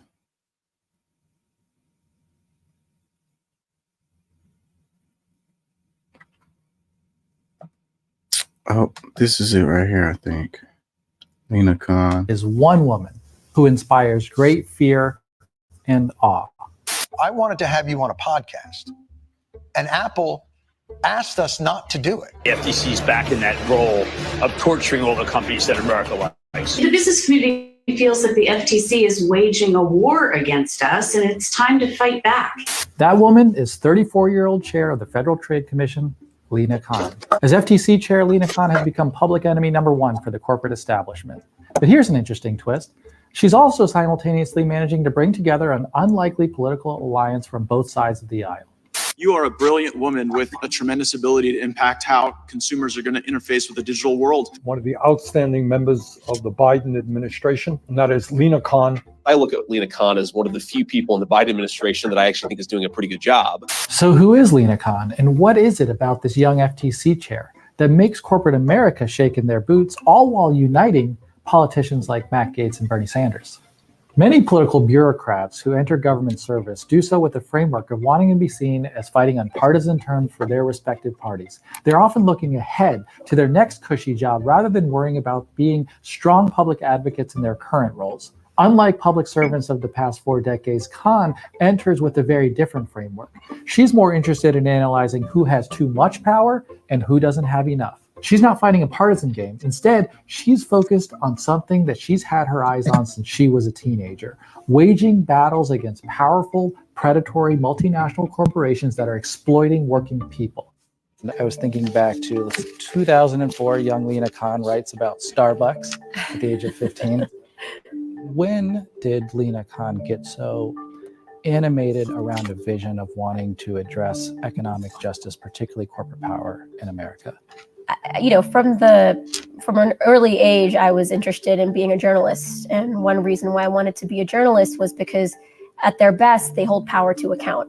After college, I ended up working for an organization where my job was instead to look at how different markets were structured. One of the first areas I did this work was in poultry farming. You have millions of consumers on one end, thousands of farmers on the other end, but they're connected just by a very small number of companies. And practically, that can mean that for a chicken farmer, their entire livelihood is just dependent on one company. And so that company has huge amounts of power over them. And so it was just a clear picture of how concentrated economic power, concentrated corporate power is ripe for abuse. In 2012, Khan wrote a poignant article called Obama's Game of Chicken, in which she foretold the kind of public servant she would aspire to be, one who stood in sharp contrast to Obama's then legal enforcers at the Department of Justice. In this article, Khan was critical of Christine Varney, the head of the DOJ's antitrust division, for making compromises with power instead of taking them on in court.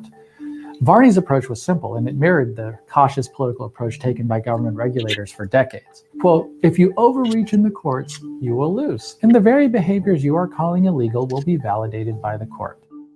According to Varney, the government was unlikely to win against powerful poultry producers in court, and therefore she was unwilling to wage an uphill legal battle. And she had this to say about the apparently too big to touch corporations gaining a stranglehold over our economy. You know, in America, we reward success. And I applaud the companies that have been very successful in the last decade, particularly the technology companies. Like clockwork, Varney left Washington to join Cravath, a fancy corporate law firm in Manhattan. She now represents wealthy clients who are facing scrutiny from Biden's antitrust enforcers. Corporations such as Paramount, Epic Games, Imperial Sugar Company, and Illumina, to name just a few. 10 years after writing her article, Lina Khan was chosen by Joe Biden to head up the FTC and has since been making very different judgments on behalf of the public interest. When we spot an illegal merger, we won't hesitate to act, because if we don't do our job, the American people will lose out. By going to bat for people against predatory corporations that are extorting America, Lina Khan is animating a form of populism that transcends party lines, one that is not Democrat versus Republican, but corporate monopolists versus the people.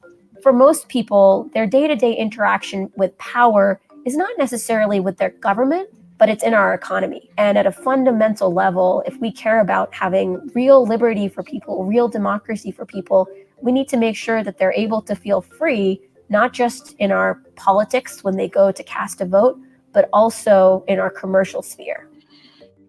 Khan is putting economic justice at the center of the FTC's policymaking, returning the agency to its roots of fighting monopolies and standing up against big business interests. I mean, all the way back in 1890, you had lawmakers talking about how the railroad monopolies and the great trusts in the sugar industry and the steel industry were abusing their power in ways that was bad for workers, that was bad for farmers.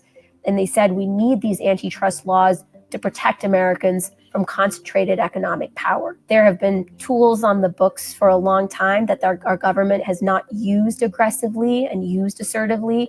This administration has made clear that we are breaking from that past and from that history. And we're going to use all of the tools and authorities that we have to do our job. And use all the tools they have in industry after industry. Instead of focusing on just one area of the economy to unrig, Khan has chosen to go to battle with big pharma, big oil, big ag, the military-industrial complex, giant semiconductor chip companies, housing giants, big tech, credit card companies, mega grocery chains, auto dealers, private equity firms, and on and on and on. To understand the power of these enforcement actions, let's dig a little bit deeper. Take big pharma. The modern inhaler was invented in the 1950s, but in America today, millions of Americans still pay hundreds of dollars just to get an inhaler that they rely on to be able to breathe. Our team took a closer look and we realized that these inhaler companies, in some cases, had been claiming bogus patents for parts of the inhaler that really shouldn't have been patented. So we sent them letters challenging those patents, saying that those patents were unfairly blocking out competition, blocking out generic, cheaper options. And in response, a whole set of companies ended up delisting their patents and announcing that starting in June, they're going to cap how much any American pays for an inhaler to $35. Pharma is hardly alone. From drug prices to junk fees, those unnecessary charges on ticket prices and airfares that seemingly come out of nowhere, Lina Khan has used her rulemaking authorities to save Americans money whenever and wherever she has the authority to do so. Junk fees cost Americans over $90 billion a year.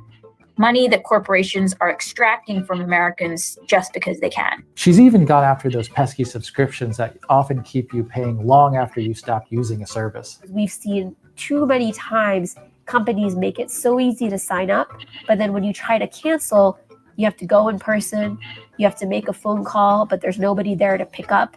And as a result, Americans end up paying tens of dollars or hundreds of dollars a month stuck in subscriptions that they no longer want. Another way Lina Khan is making her mark, she's using antitrust to protect workers. Earlier this year, Khan instituted a rule banning non-compete agreements in employee contracts, which could raise workers' wages by nearly $300 billion per year. Right now, workers are stuck in place because of these non-competes. And so even if they get a better job opportunity with higher wages, with better benefits, they can't actually switch jobs. In using her litigation power, she has sued to block what could be the largest supermarket merger in U.S. history, Kroger's $24.6 billion acquisition of Albertsons. The commission alleged that the deal would be bad for shoppers, but also would be bad for unionized workers who in the past had used the competition between Kroger and Albertsons to actually get more bargaining leverage when they were negotiating a contract. But perhaps her biggest claim to fame is her battle with big tech, a battle she's waged since law school when she wrote a widely cited paper called Amazon's Antitrust Paradox. As the country's top antitrust enforcer, Khan has gone after Silicon Valley's biggest tech giants. The Federal Trade Commission and 17 states are suing Amazon, claiming it operates an illegal monopoly. Zuckerberg in court today for a hearing surrounding the FTC's antitrust suit against the company. OpenAI is facing a new complaint filed with the FTC today over the company's popular ChatGPT product. There is enormous opportunity here for a vibrant market, but we also see risk. We see risk of consolidation. We see risk of monopolization. As her critics love to point out, not all of the legal battles Khan has waged have been successful. But unlike her predecessors, Khan hasn't taken a play-it-safe approach that worries simply about her record in court. It's about proving that there are people in government who have the courage to wage tough battles in ways that have not been seen in recent history. People all too often are being pitted against massive corporations that have a lot of power and that feel they can use that power to bully people, to coerce people, to steal from them. And the government's supposed to be on the side of the people and enforce the laws to protect them. Khan has been so steadfast in her approach to litigation that the FTC is now having a deterrent effect, which means that countless corporations are not even attempting to engage in mergers and acquisitions out of fear that their proposed combinations will be deemed illegal. What we hear from senior lawyers and corporate executives is that back in the day, if they were proposing a merger, they wouldn't really think about antitrust risk until the very end, if at all. But now, antitrust is being discussed right at the beginning of when a deal is even being considered. And as a law enforcer, our goal has to be to deter illegal behavior to begin with. All of these actions have made Lina Khan a frequent target of the CEO class in America. Just take a look at the pages of the Wall Street Journal. In those op-ed pages, you'll find more than 100 articles attacking her in just the past few years. As of January, the Journal had run an average of one piece every 10 days attacking her. Big business has been gunning for Lina to be fired, and they pounced quickly once Kamala Harris became the Democratic Party's presumptive nominee for president. I do think that Lina Khan is a person who is not helping America in her job and what she's doing. And so I would hope that Vice President Harris would replace her. But I will say Jonathan Cantor in the end, Attorney General, he goes, Khan goes, these people go. A number of prominent Democrats have been lobbying Harris to drop people like Lina Khan. Do you think that that's going to happen? And would you lobby for that? Yeah, I would. You would? Yeah, I think she's a dope. Still, Khan remains undeterred. You've got a whole bunch of conservative actors who want to raise a fuss because, quite frankly, they seem to know that the things that you are doing impact bottom lines and affect their power. Can you be bullied? Absolutely not. This is a job that Congress has given us, And it's no surprise that when you try to enforce the anti-monopoly laws assertively and in a way that's faithful to what Congress told us to do, monopolies are going to fight back. Lina Khan is revamping antitrust and reminding the people who the FTC was created to fight for and against. She speaks softly while carrying a big stick. With her courage and dedication, Khan has put forth a model for how government officials should use their time and authority while they're serving in public office. I mean, the problems that Americans are facing in their day-to-day lives are so urgent, are so painful, and we really owe it to them to use everything we have to try to fight for them and protect them when the law is on their side. Lina Khan for president, y'all. Man, this is the stuff that really should be focused on, and this is the stuff that we really should be paying attention to, or whatever. And it's probably Biden accidentally did a good thing with this. Like, and a lot of the stuff that he's been claiming credit for, or whatever, has been a result of this stuff that she's been doing, or whatever. So, like, I don't know, man. And the having the tools on hand, having the laws on the books, you know, and not enforcing them, you know, just allowing these corporations to run around and do whatever the hell they want to do is resulting in, you know, the American people suffering. You know, it doesn't matter which side of the aisle you're on this, you know, she's looking out for you. You know what I'm saying? And that's what we need to be. These are the people that, you know, this is the stuff that we should be focusing on, because the corporations, they know, they pay attention, they focus on this stuff. Meanwhile, they got us talking about some culture wars type of stuff, you know, completely distracted from the stuff that really affects our lives, you know, day to day. You know, the stuff that really matters is this stuff right here, you know, but this is the stuff that falls by the wayside. This is the stuff, the stories that get, you know, glossed over and pushed to the side. It's not emotional. It's not sensational. It's not click worthy. You know what I mean? You know, if you want to talk about some transgenders or something like that, you know, some race riots or something like that, that's gonna get you your clicks. But meanwhile, after that's done, you still in the same boat of getting screwed over by the corporations. So who is Lina Khan? You know, it says Lina Khan is public enemy number one for billionaire mega donors. Why? Because she approaches her work in government like few others by analyzing who has too much power and who has too little. We asked her to explain her approach in a new interview. So it's like, looking out for the American people is supposed to be the job of the government. Like, we need an in between. We, you know, the corporations need a check. They need to be checked. If they continue to be unchecked, then they just screw over us, period. And that's what we vote for, right? That's what our representatives are supposed to be there for. That's what the whole point of the whole thing is. We're stuck in the culture wars, and we're not paying attention to the economics. We're not paying attention who is actually the bad guy. Like, who is the one that's causing us problems in our lives? You know, we want to say it's Biden, or we want to say it's Trump. No, it's these guys, these big corporations, and she is going in on them. That's why they don't like her. And it's weird how you got people from both sides of the aisle who hate her, and people on both sides of the aisle who like her.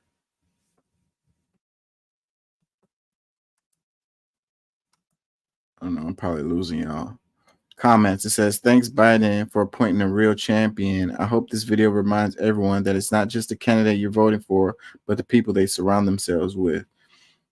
Yeah, well, you know, Biden surrounded himself with some people who aren't so good either. So, but yeah, that's still a good point. Comments. It says, and you know, it could have been a result of the left pressuring Biden so much at the beginning of his you know, his deal, and that could have been what led to him appointing this chick. Or maybe he didn't really know that she was going to go in the way she has been. Comments, it says, we need to repeal the decision that corporations are considered people. Yep. Another one, Lina Khan may be the one person who does more to fix America than any other person in the last 60 years. Credit to Biden for appointing her. Another comment, we need more people like her in government. Another one, going to fight economic justice on behalf of the people with no aim for post-government cushy job. 10 out of 10 stars, Lina Khan. I hope you head the DOJ one day. Another comment, anyone who makes billionaires sweat and quake in their boots is a friend of mine. Another comment, it says, reason number, crazy number, why you must vote for Kamala Harris. Who's to say Kamala is going to do anything similar to this? Another comment, protect this woman at all costs. Kamala better speak up on her behalf. Another one, so far she is a model public servant who happens to, rightly so as it turning out, completely understand the overriding task of her leadership of her agency. She should be protected at all costs, and the billionaire donors to Kamala who are asking for the same thing, she needs to thank them for their support of her candidacy and their fellow Americans, and that's it. So yeah, it was a guy who gave like $7 million, I want to say, to the Kamala campaign, and that same guy went publicly said that Kamala should get rid of Lina Khan. So you have to wonder, you know, how much of an impact will that $7 million have on Kamala's decisions? You know, I don't have much hope in Kamala really going down this road of being like a fighter or whatever for the American people when it comes to against the corporations. She's already in on that. And see, that's where I was going to lead into about Kamala, but I'm going to do that tomorrow. But she's already in bed with them. So, and like the guy who gives money and don't expect a return on their investment, like who does that? So yeah, these folks are giving Kamala huge, big checks and they want Lina Khan gone. What do you think Kamala's going to do? She got to return that check. Or otherwise she's gonna have to do what she's gonna do, right?